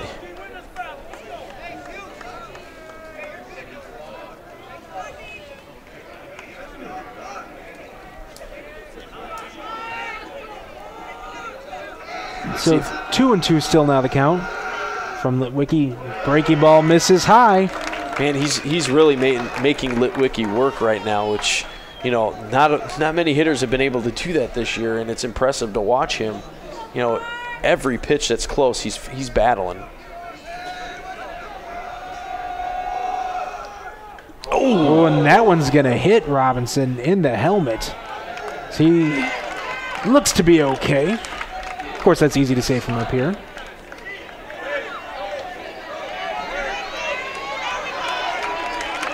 So Robinson strolls down to first. And Scott Lush pointing to the dugout. They want the trainer to take a look at him. I think it's a wise decision by Scott Lush there. Got him good. I think Robinson will be all right, though. Now batting number 6, catcher Brandon Andres. 2 outs again for Morton with runners on first and second. You know, it seems like they're always getting into these situations with 2 outs, which is fortunate for the Indians. You know, get a ground ball, get yourself out of the inning here. So Andres up to the plate. Runners at first and second, 2 outs here. Here's the pitch from Litwicki. Foul ball. Catcher interference. Yup, catcher interference. Wow. Andres is going to head to first. Don't see that one every day, guys. So the bases are loaded with Governors. And Cody Earl coming up to the plate. That was a crazy play. Andres just, you know, looked like he decided to swing at the last second. Yeah, that was a very late swing. And Jarrett Lopez looked like he was coming out of his crouch to go catch the ball, and he hit him in the glove. Cody Earl 0 for 2 on the day, but he did drive in a run in the first inning. Huge at bat here for the Governors, and Cody Earl helping your cause here at its best. You know, here's an opportunity for him to drive some runs in to pad his lead a little bit. So we had a hit by pitch to Devontae Robinson, who got hit in the helmet, and then catcher's interference with 2 outs. That'll bring up the number 3 hitter. Cody Earl takes that fastball low for ball number 1. There's nowhere to put him, so Litwicki's going to have to be aggressive here. He's going to have to challenge these guys and throw strikes. Here's the 1-0 pitch. Fastball, strike, number 1, even up the count. This could break the game wide open. You hit a ball in the gap, it could clear all 3 bases here. Taking some really good pitches there. Real nice fastball there from Litwicki. It's 1-2. Those balls were basically on a tee. Big pitch here for Matt Litwicki and the LC Indians. 1-2 to Cody Earl. Bases loaded. That one misses low. 2-2. That looked real close. Base hit here. I feel it's safe to say with Devontae Robinson at second. I think a base hit scores 2 here. Yeah, that's easy. Especially with the runners moving on contact. His 2-2 pitch. Oh, up the middle. There's a base hit. A pair of runs are going to score. We're going to have runners at the corners with 2 outs, and it's now 4-1 Morton. Great job by Cody Earl. taking that fastball, putting it right back up the middle. He didn't pull it, but he kept it kept his hands inside the ball, drove it back up the middle, and now they have a 3-run lead on the Indians, and most importantly, they could chase Matt Litwicki at this point. I mean, he's given up 2 runs already, and Morton looks like they're going to try and tack on another one here. Runners at the corners and 2 outs. Cody Earl picks up his 2nd and 3rd RBIs of the game. He's making a huge case to be the Crowell Company's Lantern Man superhero of the game in this one with his efforts on the mound and driving in 3 runs so far in this ball game. If you're just joining us here on this Chicagoland and Northwest Indiana Chevy Dealers presentation, high school baseball, a little bit of a shocker here at Munster High School. It's 4-1 Morton over Lake Central in the top of the 5th.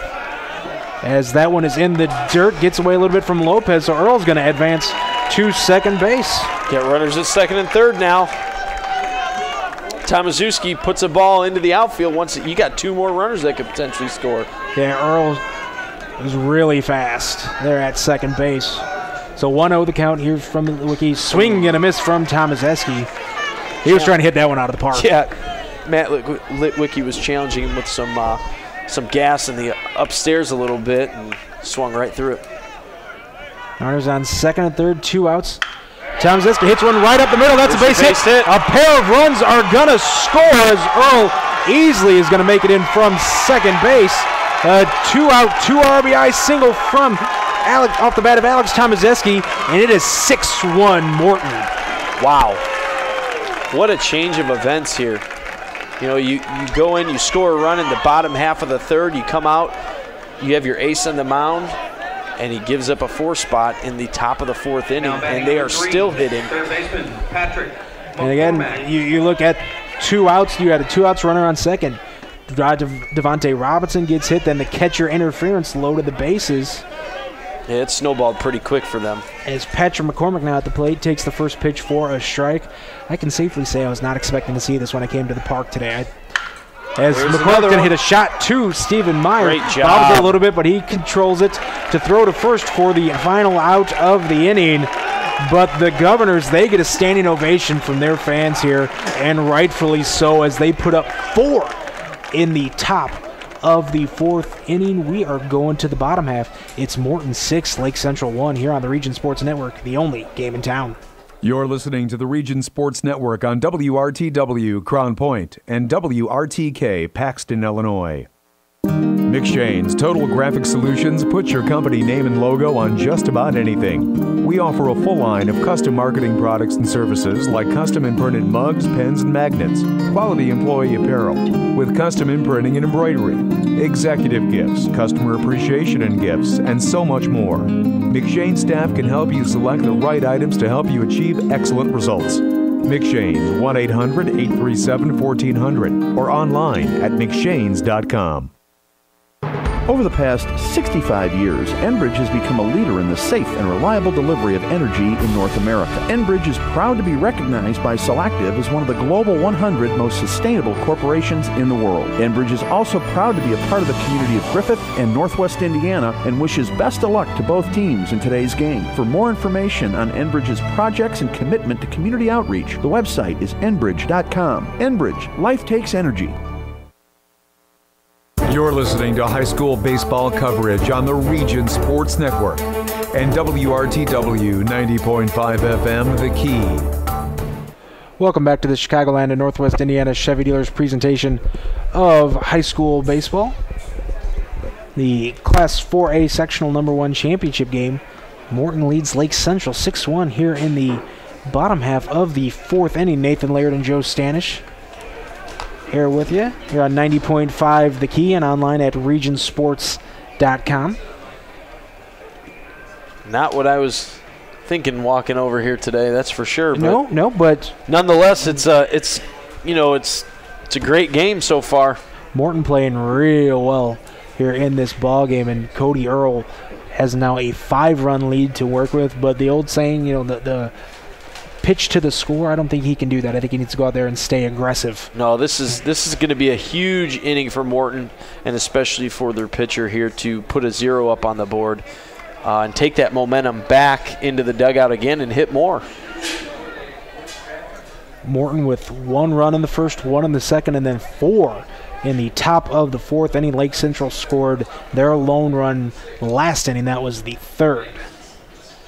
Got a Calumet Harley-Davidson scoreboard update.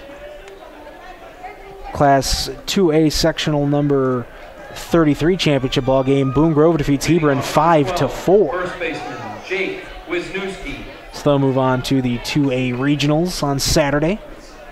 Winner of this one moves on to play Penn in the LaPorte regional. Breaking ball, a nice one from Cody Earl for a strike. Good job coming out, throwing strikes right out of the gate. It's important. Don't get behind in hitters and make your defense play behind you. And Cody Earl should be okay if he does those things. Misses with that fastball to even up the count at 1. Our Strachan Van Til scheduled hitters for the Lake Central Indians in this inning: Jake Wisniewski, Jack Keener, and Colin Studer. After this pitch from Cody Earl, we'll have the Strachan Van Til defensive alignment for the Morton Governors. Swing and a miss at a pitch that was chasing a bad one well there. Short there. Oh, yeah. Can't help out Cody Earl when he throws you pitches like that. The outfield from left to right for the Morton Governors: Juan Morales in left, Tobin Molina's in center, Connor Lemus in right. The infield from third to first: Patrick McCormick, Alex Tomazeski, Devontae Robinson, and Sam Miller. Cody Earl and Brandon Andres are the battery, as Wisniewski fouls that one right back to us, 1-2.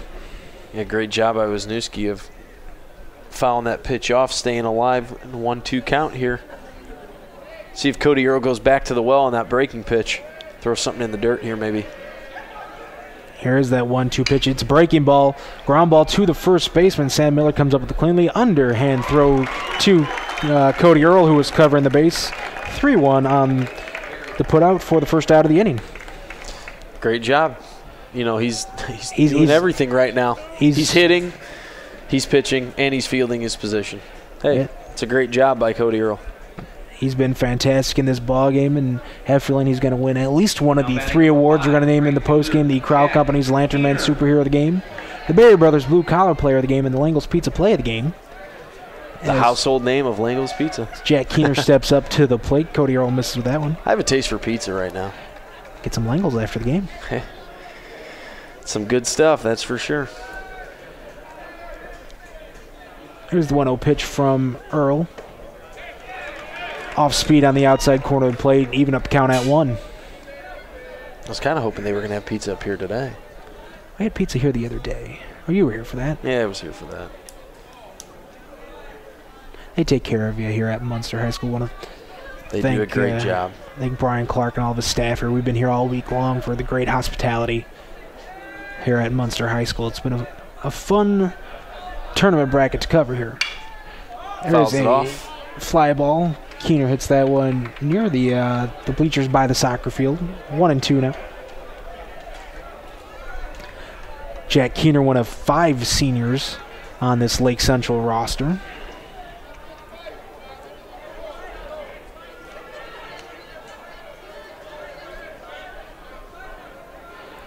One-two pitch from Earl, taking a long time looking into his catcher. Usually works much quicker than this.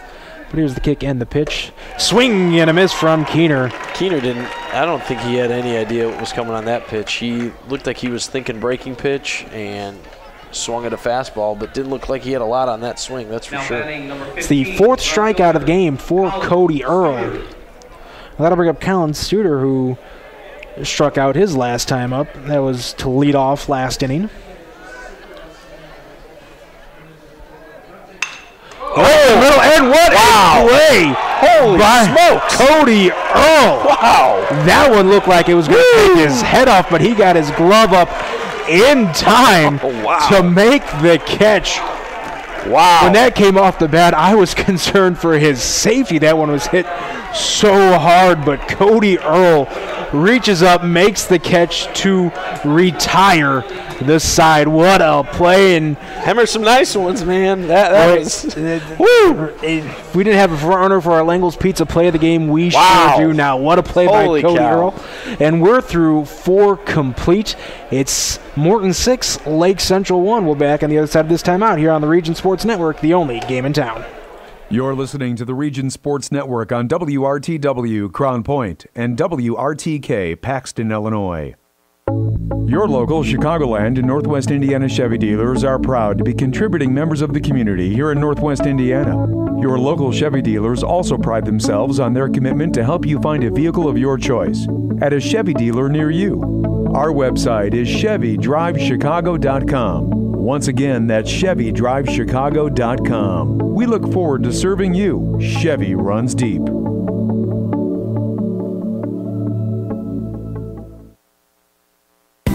At the Crowell Companies, our customers are more than just numbers on a ledger or anonymous people who sign up online. Our customers are the families we see at the ball fields, the grocery store, and all around the community. That's because for nearly 50 years, the Crowell Companies have been part of the community right here in Northwest Indiana, offering personalized custom services that only a local company can provide. For home, auto, and business insurance, it's the Crowell Companies, 923-2131, and online at crowellinsurance.com. The Crowell Companies, home of the insurance superheroes. Back here in the top of the fifth inning, Nathan Laird and Joe Stanish at Munster High School. Morton leads Lake Central 6-1 here in the sectional number 1 championship game. As the leadoff hitter, Tommy Garza, goes down on strikes for the first out of the inning. Now batting 21, first baseman. We have Miller. the Striker Ventil scheduled hitters. Tommy Garza led off the inning. Sam Miller is up at the plate now. Connor Lemus is on deck. Man, these Morton hitters they're not wasting any time. They're taking hacks, getting those fastballs by Litwicki, and they're taking their hacks, man. They are very aggressive. That is for sure. They are very aggressive. Matt Litwicki on in relief for the Lake Central Indians. Kyle Friel started off the game, struggled, pitched just 2 innings, gave up 2 runs. He's the pitcher of record for the Indians. But Morton scored 4 runs last inning for this 6-1 lead. Capped off by an amazing defensive play by their pitcher. Oh! Breaking ball from Litwicki, hits Miller in the back. Another great opportunity for Morton right now. Hit by pitch. Morton has had at least one base runner on in every inning so far, and it's not often you can say that against this Lake Central pitching staff. You got to tip your hat to them. They're doing a great job. Their approach to hitting right now is fantastic.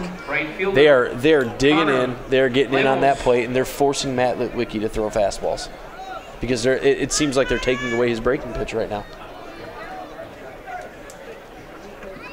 So that'll bring up Connor Lemus, the right fielder. He ended up coming around to score last inning. Shows bunt, and that one almost hits him, and it gets our umpire. Man. But it was a foul ball off the bat of Lemus. Well, Coach Lush is definitely playing for runs here, trying to bunt guys into scoring position, knowing his base runners too as well. So this is a great chance to see them put another runner at second base and maybe get the wheels moving. See if he squares. The 0-1 pitch fastball misses low.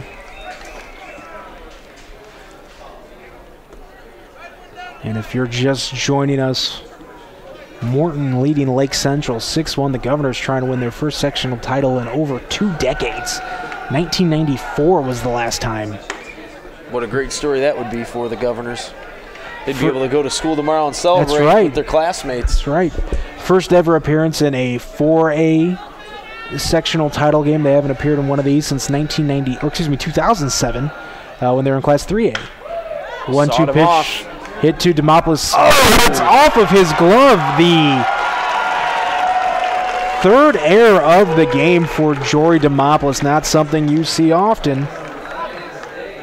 Yeah, that's the second error today by Demopoulos. And once again, Morton getting those opportunities. I have that as his third because he made a throwing error on that attempted double play. Oh, into the dugout. Okay, yeah, that is 3. Let's see what Morton can do here. They've done a great job all night of capitalizing on the miscues.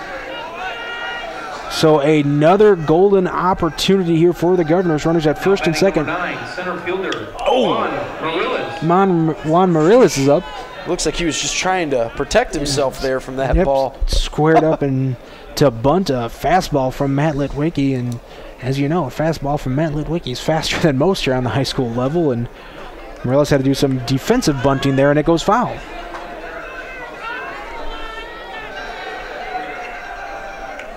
Here's the 0-1 pitch. Shown bunt again. Pulls it back. It's a strike. 0-2.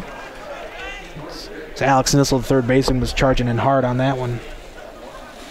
He's going to break out the radar gun, and we'll see how fast Litwicki's throwing here. 0-2 the count. Runner takes off from second. Ball is in the dirt. Both runners are going to advance. Now they got one out. Put the ball in play to the right side. Simple baseball play right here. Put the ball in play to the right side or hit a fly ball to the outfield, and you got another run. Sam Miller got a great jump there from second and third, and Lopez, the catcher, had no shot on that one. The It was in the dirt. infield is in right now, though. 1-2 from Litwicki. Swing and a miss from Morellis. He goes down on strikes. 2 outs. Big out there for Litwicki and the Indians. That'll bring up Devontae Robinson. He scored twice in this ball game. He's got 1 hit, drew a walk, got hit by a pitch his last time up. Second baseman. Tough little out here, though. But he's been pesky at the plate. I like this guy. I really do. I think he's made a couple nice defensive plays as well. He's done a fantastic job batting out of the leadoff spot. First pitch to Robinson is low for a ball. Morton with a 5-run lead here, and they can add on to it right now. Sam Miller's the runner at third. Connor Lemus is the runner at second. Devontae Robinson at the plate. Here's the 1-0 pitch. That one misses low as well. 2-0. You got Brandon Andrus, who is 0 for 2 on deck. Maybe you're a little bit more careful with Robinson and go after the catcher. You have a base open, too. Yep. Let's see what they do here. See if he challenges him. Here's the 2-0 pitch from Litwicki. Robinson pops that one up in the infield. Jake Wisniewski, the first baseman underneath it, makes the catch to retire the side. So Morton puts runners in second and third with just 1 out, but they are unable to score. We're going to the bottom of the 5th. It's the Governor 6, Lake Central 1 here on the Region Sports Network, the only game in town. You're listening to the Region Sports Network on WRTW Crown Point and WRTK Paxton, Illinois. Calumet Harley-Davidson, located on Calumet Avenue and Main Street in Munster, is the region's authorized Harley-Davidson motorcycle dealer and service center. Customer satisfaction has been a top priority at Calumet Harley-Davidson for over 20 years. A visit to the showroom is always welcome. The number is 219-934-6366. That's 219-934-6366, or on the web at calumetharley.com. Calumet Harley-Davidson, where the region goes to ride. Strachan Van Til is a full-service grocery and fresh food store committed to the complete satisfaction of you, our customers. We provide you with a friendly shopping experience in a clean, safe environment. Strachan Van Til remains dedicated to the communities we serve by supporting organizations and events that enhance the quality of life, like Region High School Sports on WRTW 90.5 FM The Key. To learn more about Strachan Van Til, we are on the web at strachanvantil.com. Quality service and selection. It's a Strachan Van Til thing. You're listening to high school baseball coverage on the Region Sports Network and WRTW 90.5 FM The Key. The potential upset is brewing here at Munster High School. Morton leading Lake Central 6-1 here in this Chicagoland and Northwest Indiana Chevy Dealers presentation of the Class 4A Sectional number 1 championship game. Nathan Laird and Joe Stanish with you again. Chicagoland and Northwest Indiana Chevy Dealers are presenting Underwriter. Website is ChevyDriveChicago.com. They're the MVPs of MPG. Cody Earl absolutely dominating on the mound so far for the Governors. Dominating on the mound, in the field, at the plate. Yep. This has been the Cody Earl show here today, Joe. He's your triple threat here tonight. There's no doubt about it. This kid has been absolutely phenomenal. Strachan Van Til scheduled hitters for the Indians include the number 9 hitter Jarrett Lopez, then back to the top of the order with Stephen Meyer and Jory Demopoulos. he is digging in. He's getting that ball, and he's firing strikes. There's no doubt he is in the zone right now for Morton. 0-2 to Lopez. That fastball misses high. 1-2 now the count.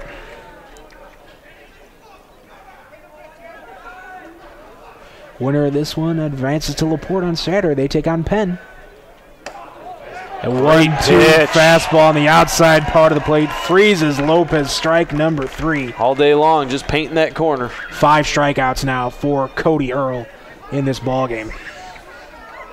That'll bring up the leadoff hitter, Stephen Meyer. Singled in the first. He drew a walk in the third. Now batting number 7, second baseman. This is a big stretch here for the Lake Central Indians. You got the top of the order. You got one out, but you got to start to do something here, trailing by 5. You're running out of bullets here. You're running out of bullets right now. Breaking ball. It's a beauty. 0-1. And that confidence that Cody Earl lost a little bit in that third inning when he lost his control on the breaking ball, and Lake Central started to hit him a little bit. That one misses somewhere. It's 1-1. You can tell he's gotten that confidence back, though. Oh, yeah. He's got that swagger back. There's no doubt about it. After making that, after catching that line drive that nearly took his head off. 1-1 hit from Meyer. 2. Wow, another good play. The first baseman, Sam Miller, who makes a leaping catch for out number 2. Their defense has been solid tonight. Rock solid defense by the Governors. I don't have them for any errors in this ball game. Shortstop Jory Demopoulos. That'll bring up Jory Demopoulos. Sack bunt in the first inning, and he singled in the third. 2 outs here in the bottom of the 5th. Earl comes right back with a fastball over for strike number 1. Cruising. That's what he's doing right now. As we mentioned, dialed in. This will be a little bit of history here for the Morton Governors. I believe they have 9 sectional titles in school history. I have the notes here somewhere. I believe it's in the stack of paperwork right there next to you, Joe. There we go, thank you. Yep, they have 9 in school history. Searching for number 10. Swing and a miss, or Demopoulos got a little piece of that one, but still strike 1-2.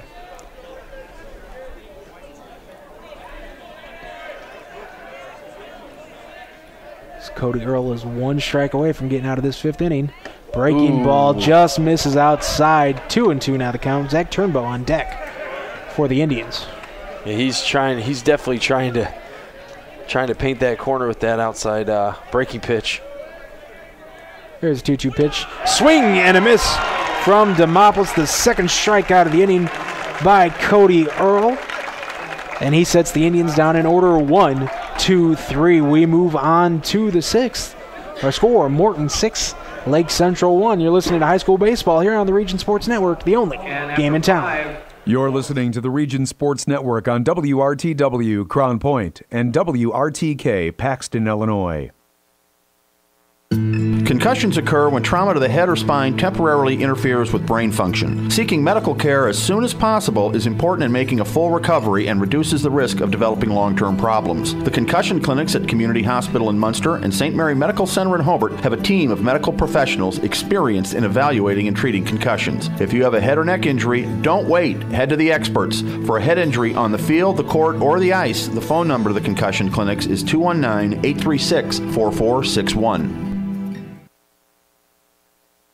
Northwest Indiana Chiropractic is a fully integrated state-of-the-art clinic offering new and unique treatment options like ARX or the Adaptive Resistance Exercise Machine. This summer, athletes can train with professional baseball scout John Vode. Chiropractic rehab or training is available at 2 locations, 1425 Eagle Drive in Sherrville and 9430 Calumet Avenue in Munster. For appointment information, the number is 322-6942 and the website is nwichiropractic.com. Northwest Indiana Chiropractic, movement for life. You're listening to high school baseball coverage on the Region Sports Network and WRTW 90.5 FM, The Key. To the 6th inning we go here at Munster High School. We got a new pitcher for the Lake Central Indians here in the Chicagoland and Northwest Indiana Chevy Dealers presentation of high school baseball. We've seen all sophomores from LC so far. Now it's the seniors' turn on the hill as Brian Vanderlee takes the hill. Yeah, Brian Vanderlee, 4 years playing in the program, see what he can do, see if he can hold the Morton Governors down for the next 2 innings, or actually this inning, and see if the Indians can put together and scrape across a few runs. Morton 2 innings away from winning their first sectional title in 21 years. Great job by Vanderlee right there. Yeah, what a great story that would be. Yeah, they came into this ballgame with a 19-4 record, but I think you can pretty safely say LC was the favorite in this ballgame. But I've been really impressed with the Governors out here. Yeah, they've definitely showed some grit today, and they've played hard for 6 innings right now, or 5 innings, excuse me, and they're 6 outs from their first title in quite a few years. Now they just got to avoid getting tense. Cody Earl just needs to go out there and keep firing strikes. 2-2 pitch now to the leadoff hitter Brandon Andres. Swing and a miss. Strike number 3, so Brian Vanderlee strikes out the first hitter he faces. That'll bring up Cody Earl. 1 for 3 in the ball game, but that does not tell the whole story because he's also drove in 3 runs. Yeah, Cody Earl's doing it all today right now for the Governors. Barring any shocking performances here in the final 2 innings, Cody Earl is going to be our Crowell Company's Lantern Man superhero of the game. And rightfully so. He's been fantastic in all aspects of the game today as he fouls off that first pitch. 0-1 now the count. But we got to wait till after the game to officially name that. There's still 2 innings to go. And we've seen some late game heroics from LC as Earl hits a rocket to the third baseman, Alex Nissel, who, did he come up with that cleanly? I didn't see anybody call him out. Okay, well, we guess we got another out. Yep. I wasn't quite sure if he trapped that, but they said he did catch that one on the fly, so line drive to the third baseman from Cody Earl for out number 2. That'll bring up Alex Tomaszewski. He singled and drove in a run back in the 4th. But 2 quick outs for Brian Vanderlee and the LC Indians. Yeah, Tomaszewski's 2 for 3 right now. Got a Calumet Harley-Davidson scoreboard update. Going to the 7th, Lake Central and Crown Point in that 4A softball regional. They're tied at 1. Extra innings. Strike to Tomaszewski. Little bonus softball over there in Crown Point, huh? No, he still got to play 1 more, and they were going to the 7th. Oh, okay. But that is very likely with the way those 2 teams have been playing. It's a nasty breaking pitch. Tomaszewski was not able to check it up. It's 0-2.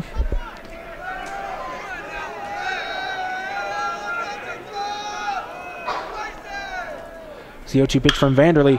Ground ball to the third baseman, Demopoulos. Throws over to first.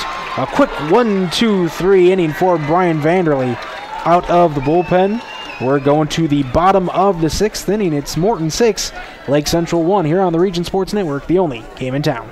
You're listening to the Region Sports Network on WRTW Crown Point and WRTK Paxton, Illinois. Casa Maria Banquet Hall on the grounds of St. Maria Goretti Church in Dyer can accommodate any event. A professional staff is on hand to help with all aspects of the event, such as decorating, organizing, and catering. 2 large reception areas mean we can accommodate up to 375 guests. And Casa Maria's catering includes both family-style and buffet dining with 60-inch round tables that can seat up to 8. Casa Maria sets the mood with a dignified atmosphere that can impress the guests. Casa Maria Banquet Hall, 865-8956. Jack's Warehouse, Northwest Indiana's newest indoor family fun center, is proud to sponsor sports on the Region Sports Network. Jack's Warehouse has fun activities for all ages, including go-karts, bumper cars, sky trail, laser tag, and an arcade. Jack's even has glow-in-the-dark mini golf. Located next to Omni on Route 41 in Schererville, Jack's has 6 party rooms available for events and parties. For more information, the website is jakswarehouse.com, and the phone number is 322-JAKS. You're listening to high school baseball coverage on the Region Sports Network and WRTW 90.5 FM, The Key. Welcome back to the Chicagoland and Northwest Indiana Chevy Dealers presentation of high school baseball here on the Region Sports Network, 90.5 The Key, and online at regionsports.com. Nathan Laird and Joe Stanish here with you as Morton leads Lake Central 6-1. Here in this Class 4A Sectional #1 championship, underwritten by Chicagoland and Northwest Indiana Chevy Dealers. the MVPs of Leading off, MPG. number 13, designated hitter. The scheduled hitters for the Indians, underwritten by Strike and Van Til. In this inning, Zach Turnbow, the designated hitter, Alex Nissel, and Ben Nissel, the 3, 4, and 5 hitters for the Indians. So this is a huge inning for them. Not only are they down to their final 6 outs, but you got the heart of the order coming up. And a big inning for Cody Earl. You know, put away the 3, 4, and 5 hitter this inning, and it looks a lot more promising for you in the bottom half of the 7th. First pitch Turnbow is a strike. That 0-1 pitch misses low, even up the count at 1. The sectional championship game here on a Tuesday night here at Munster turned out to be a nice night. A little cool, but much better than it was yesterday. Breaking ball low, 2-1. Nice weather for a game. Yep. As long as there's no rain, that's right. I'm happy. Of course, this one was scheduled to be played yesterday, but the rain on Saturday pushed everything back.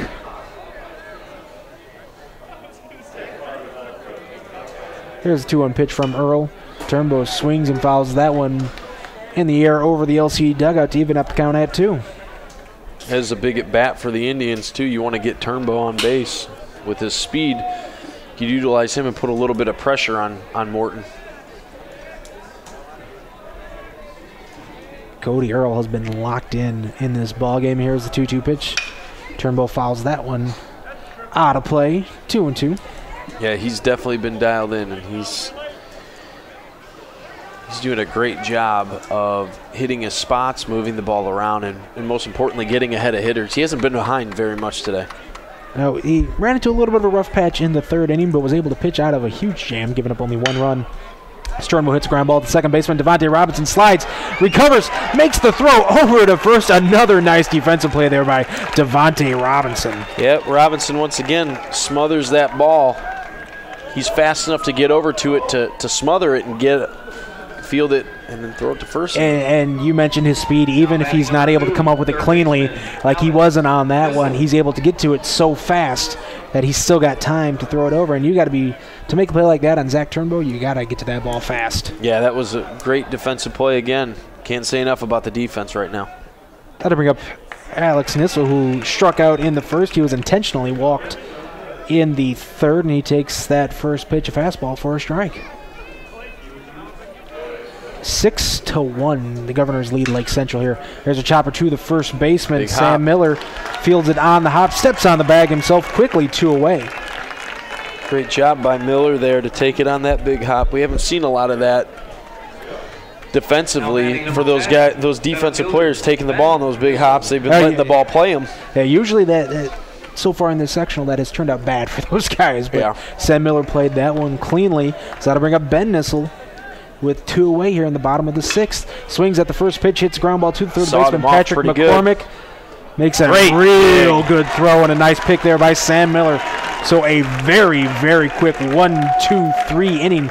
Lake Central Indians go down in order. We're through 6 complete. It's Morton 6, Lake Central 1 here in the sectional championship game. You're listening to high school baseball on the Region Sports Network, the only game in town. You're listening to the Region Sports Network on WRTW Crown Point and WRTK Paxton, Illinois. Sports in the region are about tradition, and since 1946, Berry Brothers in Hammond has built a tradition of quality and service. With a professionally trained sales staff, Berry Brothers offers a selection of quality American-made work boots, safety shoes, and apparel. Located on Indianapolis Boulevard, a half-mile north of Interstate 94, Berry Brothers is devoted to providing exceptional service to ensure the satisfaction of every customer. Berry Brothers is open 7 days a week, and gift certificates are available. The website is berrybros.com.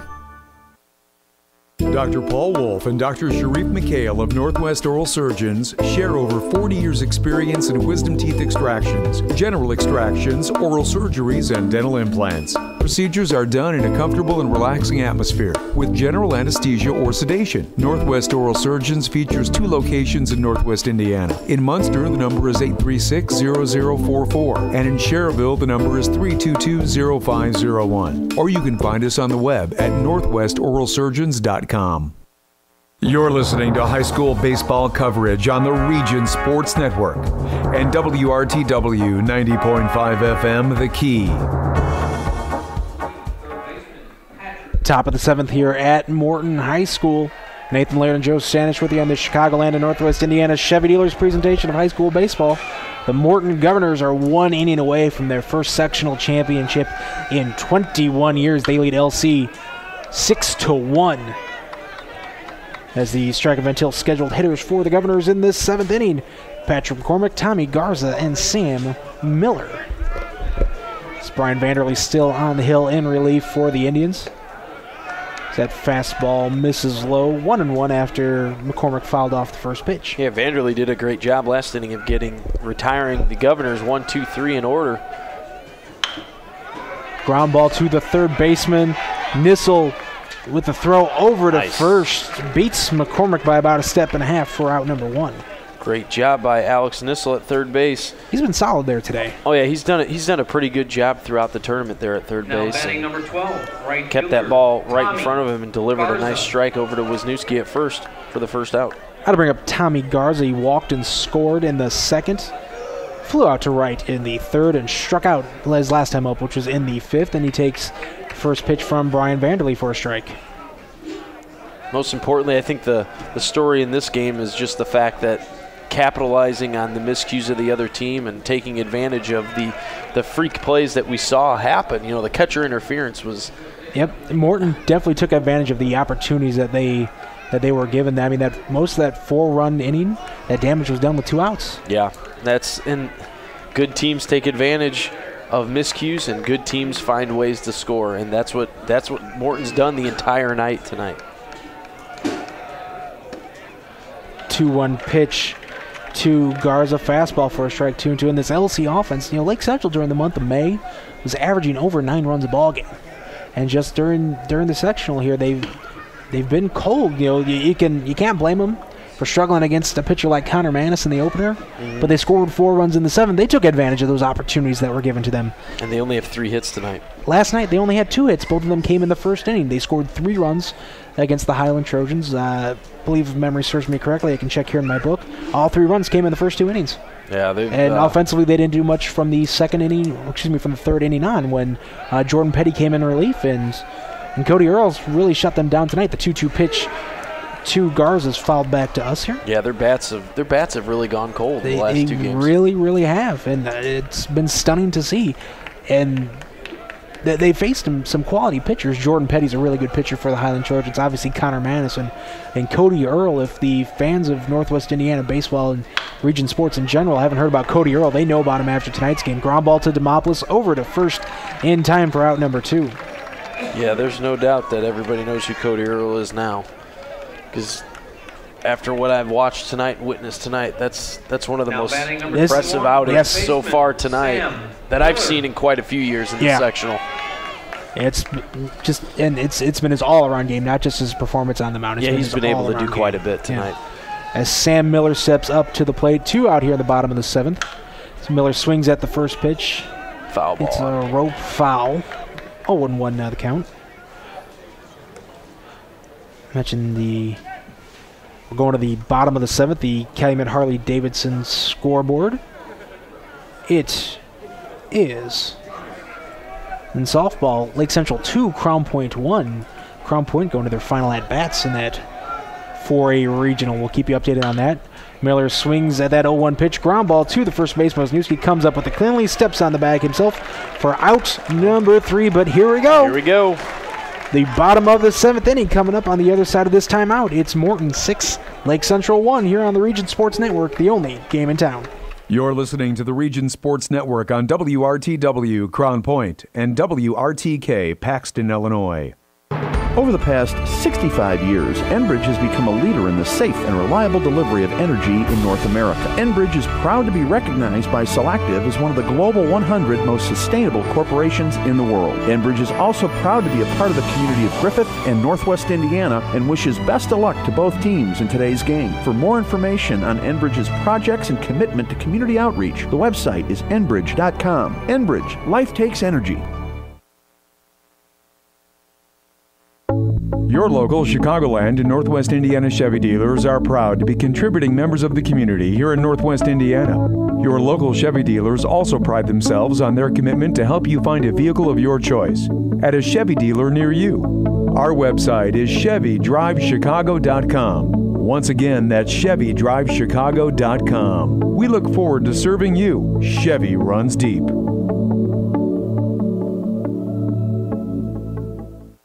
You're listening to high school baseball coverage on the Region Sports Network and WRTW 90.5 FM, The Key. Morton is 3 outs away from winning their first sectional championship since 1994. Cody Earl has been dominant on the hill for the Governors in this ballgame. He's got to contend with Jake Wisniewski, Jack Keener, and Colin Studer here in this bottom of the 7th inning. In the Chicagoland and Northwest Indiana Chevy Dealers presentation of high school baseball. My name's Nathan Laird. Joe Stanish alongside me here at Munster High School as the Governors look to pull off an upset here. What an awesome night for baseball. What a great night for this Munster sectional. I mean, this is what a culmination of first baseman Jake a pretty nice group of games that we've seen over the last 3 days. I mean, all these games have been pretty good. Yeah. Yep, we've seen a lot of good ones here, and tonight is no different as Cody Earl's first pitch to Wisniewski on the outside corner for a strike. Speaking of upsets, it's all over at Crown Point. The Lake Central Indians have defeated the Crown Point Bulldogs 2-1 in the 4A softball regional. Wow. Congratulations to Coach Sherman and his girls. That's a huge upset. That's going to send shockwaves throughout the state, I think, as Wisniewski fouls that one back. That's Calumet Harley-Davidson scoreboard update underwritten by Calumet Harley-Davidson, where the region goes to ride. Yeah, well, they play Penn in a 4-team sectional or 4-team semi-state. We'll have to check that out. It's probably Penn, Noblesville. Yeah, I had to look at some of the other results. We got the brackets up on the Calumet Harley-Davidson scoreboard on regionsports.com. That's Calumet Harley-Davidson on Calumet Avenue in Munster, right off Calumet Avenue in Maine. As Wisniewski goes down swinging for out number 1. Picking up right where he left off last inning. 7 strikeouts for Cody Earl, and he's retired the last 12 Indian batters? Yeah, it's... I think so. No, 11. So Earl in control as Morton now 2 outs away from this elusive baseball sectional championship. Again, 21 years since the last time the Governors have won it. What better time than now? It'll be their first win in Class 4A. Is that 1-0 pitch? It's over for a strike. 1-1 now to Jack Keener. This could be the last at-bat of his LC career. I mentioned 5 seniors on this LC roster. He's one of them, breaking ball in the dirt. The other ones for the Indians include Jory Demopoulos, Alex Nissel, Brian Vanderlee, James Mays. Great group of guys. Yeah. Had a real successful run here for the Indians, but they're down to their final 2 outs. As Keener follows that one over the lights. Well foul.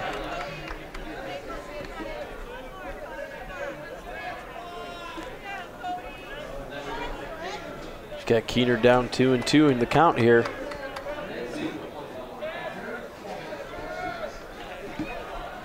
2-2 now to Jack Keener. He did not go 3-2. He almost offered up at that one. He was tempted. Yeah, he almost chased that fastball in the outer half. There's the full count pitch from Cody Earl. Ground ball up the middle. Devontae Robinson behind second base. Makes the throw in time. Devontae Robinson showing the range and the arm. And a nice scoop there by Sam Miller. There's 2 outs. Governor fans are on their feet. Lake Central down to their last bullet. Batting number 15, left fielder, Colin Studer. Colin Studer, the left fielder. 0 for 2. He struck out in the 3rd, hit a rocket line drive.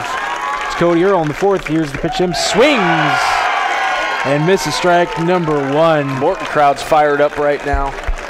They are 2 strikes away from a sectional number 1 championship. Here's the 0-1 pitch from Earl. Fastball, strike number 2, and the Governors 1 strike away. What an awesome night. This is a fantastic night of baseball, especially if you're a Morton Governor alum or fan. Here's the 0-2 pitch. Swing and a miss from Colin Suter, and the drought is over. The Morton Governors are your sectional number 1 champions. First title for them in over 2 decades, and what a performance. Congratulations. By Cody Earl. Congratulations to the Morton Governors. Great job, Coach Lush and his staff. What an awesome feeling. 1994.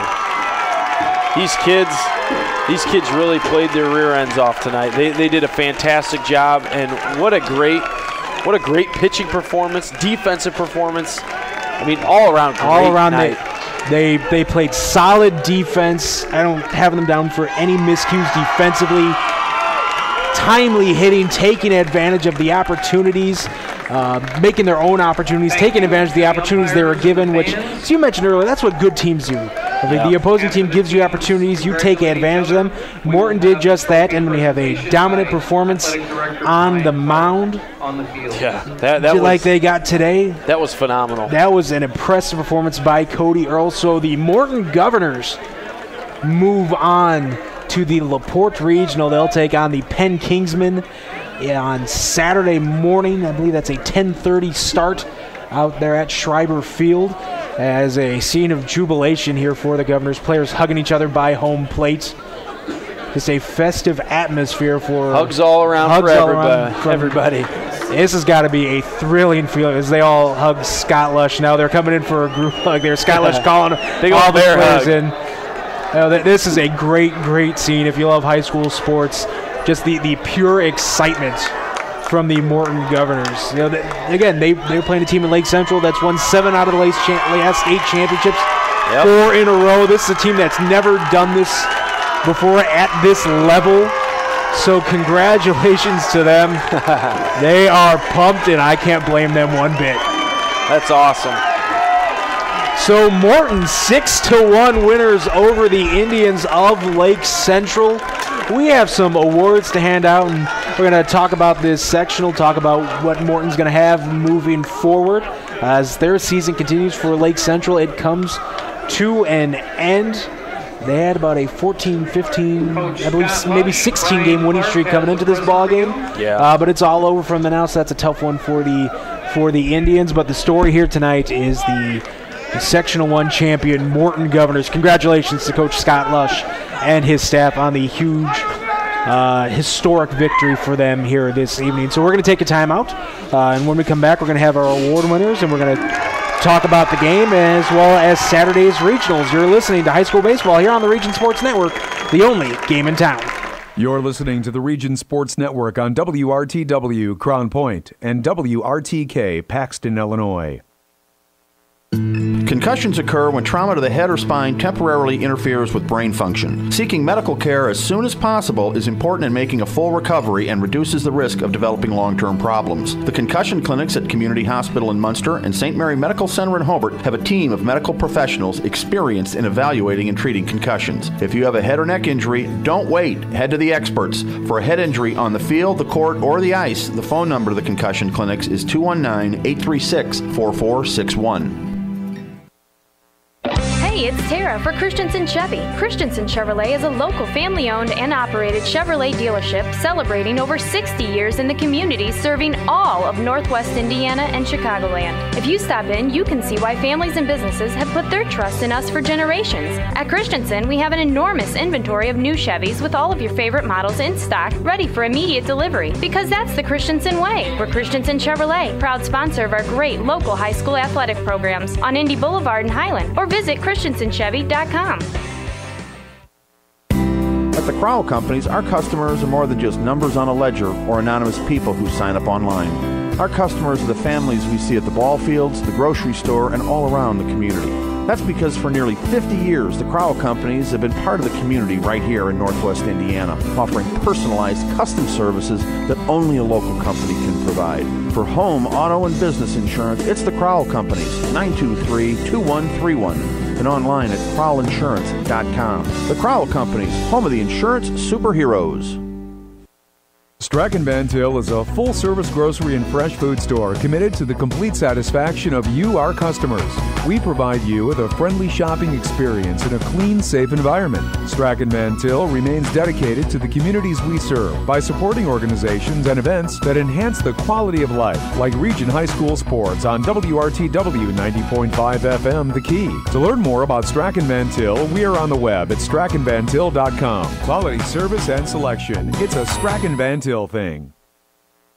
Morris Baseball and Softball Center, a new baseball and softball development program in Northwest Indiana, provides instruction for aspiring athletes. The staff at Morris Baseball and Softball Center has over 95 years of combined professional experience, and they provide instruction which includes game-tested methods used by major league teams. Located inside Omni 41 in Schererville, Morris Baseball and Softball provides disciplined, well-organized practices and places players at highly competitive opportunities to achieve success. For more information on Morris Baseball and Softball, the phone number is 227-5250, and the website is morrisbaseballcenter.com.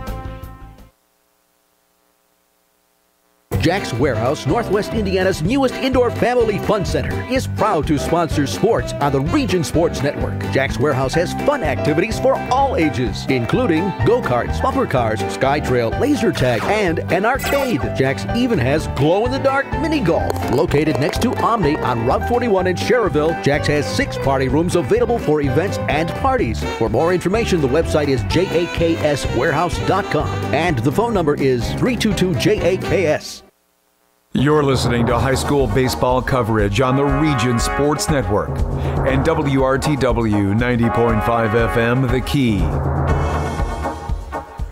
Welcome back to the Chicagoland and Northwest Indiana Chevy Dealers presentation of high school baseball. Nathan Laird and Joe Stanish here with you on the postgame show. Morton is the Class 4A sectional number 1 champion, 6-1 over the Indians of Lake Central. Let's recap that final inning real quick as Cody Earl made quick work of the Indians. He set down Jake Wisniewski on strikes. Jack Keener grounded out to Devontae Robinson at second, and then Colin Studer went down swinging for the final out as it's somebody's birthday down there as the Governor players are singing happy birthday to somebody. They're elated, not just because it's somebody's birthday, but because they are sectional champions. And if you missed it earlier, for the first time since 1994, this program has won a title. Awesome scene. Yep. For the Governors they're now running some sprints. They got a little extra energy. Oh yeah, there's something to be excited about tonight. They don't mind running sprints here. It's always easier when you win. Exactly. When you're bringing home the hardware to Hessville, and that's exactly what the Governors are doing. 1 run in the first, 1 in the second, a big 4-run inning in the fourth for Morton. 1 run in the third for the Lake Central Indians. And that's your ball game right there. A dominating performance by Cody Earl. And Joe, we talked about earlier that you can characterize this as an upset. Oh, this is a huge upset. I mean, not to take anything away from how well Morton played tonight, but this is an upset. You call it like you see it, and I don't think anybody walking in here except for your Morton fans and your Morton parents and your players and your coaches on the Morton sidelines thought that they could pull this upset off. You can tell that they had all the confidence in the world coming into this ball game. They didn't feel like underdogs. No, Cody Earl pitched with a chip on his shoulder, and they knew they had their ace on the hill, and they knew they were going up as good as Kyle Friel has been this year. They knew they were going up against a sophomore as well. Right, and they chased him early. Yeah, they chased the first one, and then they chased the second one. And that hasn't been done to Matt Litwicki this year. No, once again, they took advantage of the miscues. They took advantage of the opportunities, and let's be honest, they scored a lot of runs with 2 outs. Yeah, that's a killer right there. If you're Lake Central, runners at second base. Let's go back to that 4th inning. Sam Miller struck out to open up the 4th for the Morton Governors. Connor Lemus. He just got doused with water. Lemus drew a walk.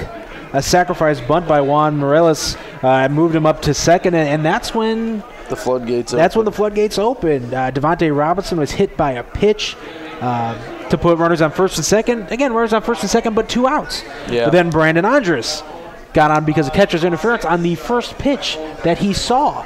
And really on a late swing, he had no shot of making contact with that. But he made contact with the glove of Jarrett Lopez, so he moved to first. That loaded the bases with 2 outs. Then Cody Earl with a huge at-bat drove in 2 runs with the single, followed by an Alex Tomaszewski RBI single. That's 4 runs right there. Yeah, that was hard to overcome for the Indians tonight. That's for sure. They weren't able to get anything started offensively, it seemed, the entire night. They had that 1 inning and they had that 1 at bat in the bottom of the 3rd, and after that, Cody Earl was literally unhittable. He was fantastic. How many hits did Lake Central end up with this ballgame? I got 3. 3 hits for the Indians this ballgame. Cody Earl had 1, 2, 3, 4, 5, 6, 7, 8 strikeouts. Wow. For Cody Earl. Tip your hat. On the evening. He was dominant tonight in all facets. It's the game that we're going to talk about here when we name our awards. But again, all the credit in the world goes to the Morton Governors, the sectional #1 champions. Congratulations. You guys earned it. So let's name our awards. We got those picked out. We're going to start off with our Langle's Pizza play of the game, underwritten by Langle's Pizza. They have locations in Highland, a couple locations in Cherville, as well as Crown Point. You can find them on the web at langlespizza.com. Their menu's up there as well. And Joe, our Langle's Pizza play of the game, that goes to Cody Earl. There you go. I think that's it's one of those where you knew coming in that this was going to be a good game, but after watching Cody Earl put on the show he did for 7 innings of baseball, that was pretty phenomenal. And our play of the game from Cody Earl. The line drive back at him. The line drive. As soon as that came off the bat of Colin Studer, I was concerned for the young man because that was a rocket. Scorched. Yep. Colin Studer. I don't think Colin. I've seen Colin Studer hit a couple home runs before. I don't think he's ever hit a ball this hard. That ball was smoked. There's no doubt. When he caught it, his hat flew off. And just a defensive reflex by Cody Earl. He gets his glove up, and the ball's right in his glove. And if he doesn't get his glove up, that young man is in some pain. Yeah, that's gonna leave a mark if he doesn't get his hands up. And so just a great reflexive defensive play by Cody Earl. Hey, he fielded his position fantastic all night, He made a couple other nice defensive plays. Devontae Robinson had a couple plays we can throw in there as well. But Cody Earl's catch on that screaming line drive. Yes. That's our Langle's Pizza play of the game, underwritten again by Langle's Pizza in Highland, Cherville, and Crown Point. On the web at langlespizza.com. Now it's time to name the Berry Brothers Blue Collar Player of the Game, underwritten by Berry Brothers, providing quality work and safety footwear and apparel since 1946. They're the source for quality work and safety footwear and apparel. They're located 1/2 mile north of 8094 on Indianapolis Boulevard in Hammond. They're a blue-collar store for the blue-collar worker. Joe, who is our blue-collar player of the game this evening? Our blue-collar player of the game is it Cody Earl again? No, it's Devontae Robinson. The leadoff hitter for the Governors. Scored 2 runs in the ballgame.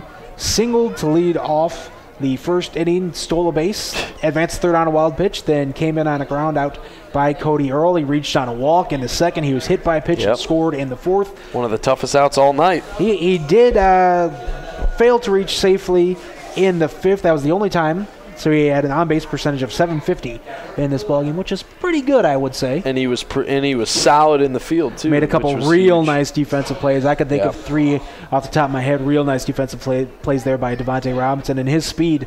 And we talked about that in the 4th. When he was on second, we said a base hit easily scores 2. And he scored on that Cody Earl base hit. He scored standing up. So Devontae Robinson, with his speed on the base pass, was able to. His ability to get on base by any means, and his defensive abilities. He's our Berry Brothers Blue Collar Player of the Game. Again, underwritten by Berry Brothers in Hammond. Quality work and safety footwear and apparel since 1946. We have one final award to hand out. That is our Crowell Company's Lantern Man Superhero of the Game, underwritten by the Crowell Companies. They have offices open from 9 to 9 Monday through Friday and Saturdays till 2 in Highland, Maryville, and Michigan City. They're the insurance superheroes, and they're proud to recognize the superheroes on the baseball diamond. And our Crowell Company's Lantern Man Superhero of the Game, we didn't have to think that hard about this one. No, that's Cody Earl. Cody Earl pitched a complete game, gave up the 1 run, mentioned he struck out 8. He retired the final 6. I'm on the wrong page here. He retired the final. See if I can do math here. 13. 13, thank you. 13 Lake Central batters that he faced at the plate. He drove in 3 runs on just the 1 hit. He had an RBI ground out in the first, drove in 2 on a base hit in the 4th. Made some great defensive plays. Not only in our Langle's Pizza play of the game, he made a couple other nice plays fielding his position. He did everything for the Governors. What a great job. You tip your hat to this young kid that he came out here and he shut the door. He didn't give Lake Central an opportunity to ever get anything going. When they had an opportunity to start something, he shut it down. He fielded his position. I mean, he did everything that they asked him to do. Coach Lush, I mean, those guys, this team, this Morton team tonight really played at a different level. And I'll be honest, I mean, I coached against them for quite a few years, and I saw them tonight play at a different level. They showed that they could compete at the 4A level. They showed that they could compete with the best teams in the state when they have Cody Earl. When Cody Earl pitches, this team's pretty darn good. Yeah, he was outstanding tonight, earning our Crowell Companies Lantern Man Superhero of the Game. Again, that's underwritten by Crowell Companies. Offices open from 9 to 9 Monday through Friday in Highland, Maryville, and Michigan City. Final line scores 6 runs on unofficially 5 hits, no errors for the Morton Governors, 1 run on 3 hits and 3 errors for the Lake Central Indians, and that's the story of the game. Solid defense by the Governors and some shaky defense by the Indians, and only 3 hits from Lake Central. Yeah, that's, unfortunately there's got to be a winner and a loser, and in this case it was the team probably coming in thinking that they were probably going to win this sectional. Yep. They were the favorites. Yeah, and unfortunately it didn't work out that way, but hey, that's why you play the game, and these kids really, both teams played really well. Good sportsmanship, great coaching on both sides, and it's unfortunate you have to have a loser and a winner, but hey, that's the game. That's the game. That's why you play the game. So Morton advances to the regionals on Saturday at LaPorte. 10:30 first pitch. They'll take on the Penn Kingsmen, a real tough squad. We talked about them earlier in the ballgame. So tough road ahead for the Morton Governors. But hey, if they play like we saw them play tonight, I wouldn't be surprised to see them in that regional championship out at LaPorte Saturday night. So that's game number 1 is Morton versus Penn. Game number 2, Chesterton versus Northridge. Other regional sites include the 3A regional at Griffith. You got both the host Panthers and the Entrain 59ers in that one. Class 2A at Whiting, the Boone Grove Wolves will be at that one. So stay logged on to regionsports.com and on our Facebook page at facebook.com/regionsports for a broadcast schedule on Saturday. We'll let you know where we'll be for the regional round of the state tournament. Region Sports Network coverage of high school baseball on 90.5 The Key and on the internet at regionsports.com is underwritten by the Chicagoland and Northwest Indiana Chevy dealers, the MVP of MPGs, the Crowell Companies, your insurance superheroes, Berry Brothers, a tradition of quality and service since 1946, McShane's Business Products and Solutions since 1921, the Lake County Agents of Indiana Farm Bureau Insurance, Strachan Van Til, where fresh is more than just a word, Christensen Chevrolet in Highland, driving the American dream, the concussion clinics at Community Hospital in Munster and St. Mary Medical Center in Hobart. Misprint in Munster and Hammond for custom print, design, and signs. Morris Baseball and Softball Center providing elite instruction. The Randall KMS Accounting Group putting the numbers to work. Jack's Warehouse, great entertainment for the whole family. Triple Crown Baseball and Softball Academy where the All-Stars train. Casa Maria Banquet Hall in Dyer, making your special event an unforgettable experience. Langle's Pizza in Highland, Cherville, and Crown Point. Burbs Heating and Air Conditioning. Calumet Harley-Davidson, where the region goes to ride. Check out the Calumet Harley-Davidson scoreboard on regionsports.com. Enbridge, Life Takes Energy, Northwest Oral Surgeons, over 40 years of experience in Munster and in Cherville. Northwest Indiana Chiropractic, Movement for Life. And by the Town Club Restaurant, Steak and Seafood for over 65 years. The executive producer of the Region Sports Network is Chris Ramirez. Our chief engineer is Mike Bonaventura.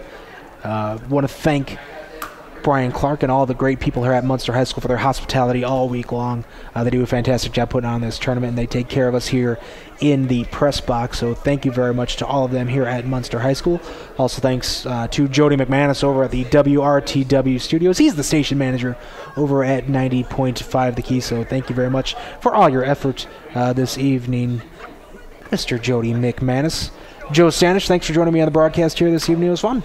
Had a great night and saw some good baseball. And this was a great sectional this year. I really enjoyed it. Yeah, it was very competitive. Oh, very competitive. I mean, that just shows you what the who ends up walking out with the trophy. Yeah. That shows the competitiveness of this sectional one here in Munster. And it's, who knows what's going to happen next year with the realignments and teams moving in, teams maybe moving out. One thing you have to look at is this could get very interesting next year as well. This is down the road, but LaPorte moving out of sectional number 2. They'll be in sectional number 3. There's a possibility Andurian's going to be in 4A, but that's another topic for another time. So it could be a completely different looking sectional next year, but it also could be the same depending on a million different pieces. So right. For any news on that, we'll keep you updated on regionsports.com. Again, follow us on Facebook at facebook.com/regionsports. Follow us on Twitter at the RSN. That's THERSN. If you'd like, you can follow me on Twitter as well. N-A-Laird, that's N-A-L-A-I-R-D. You can follow me on Twitter there as well. So for everybody at the Region Sports Network, my name is Nathan Laird saying thanks for listening. Have a great night, everybody. You've been listening to High School Baseball on the Region Sports Network, the only game in town. You're listening to the Region Sports Network on WRTW Crown Point and WRTK Paxton, Illinois.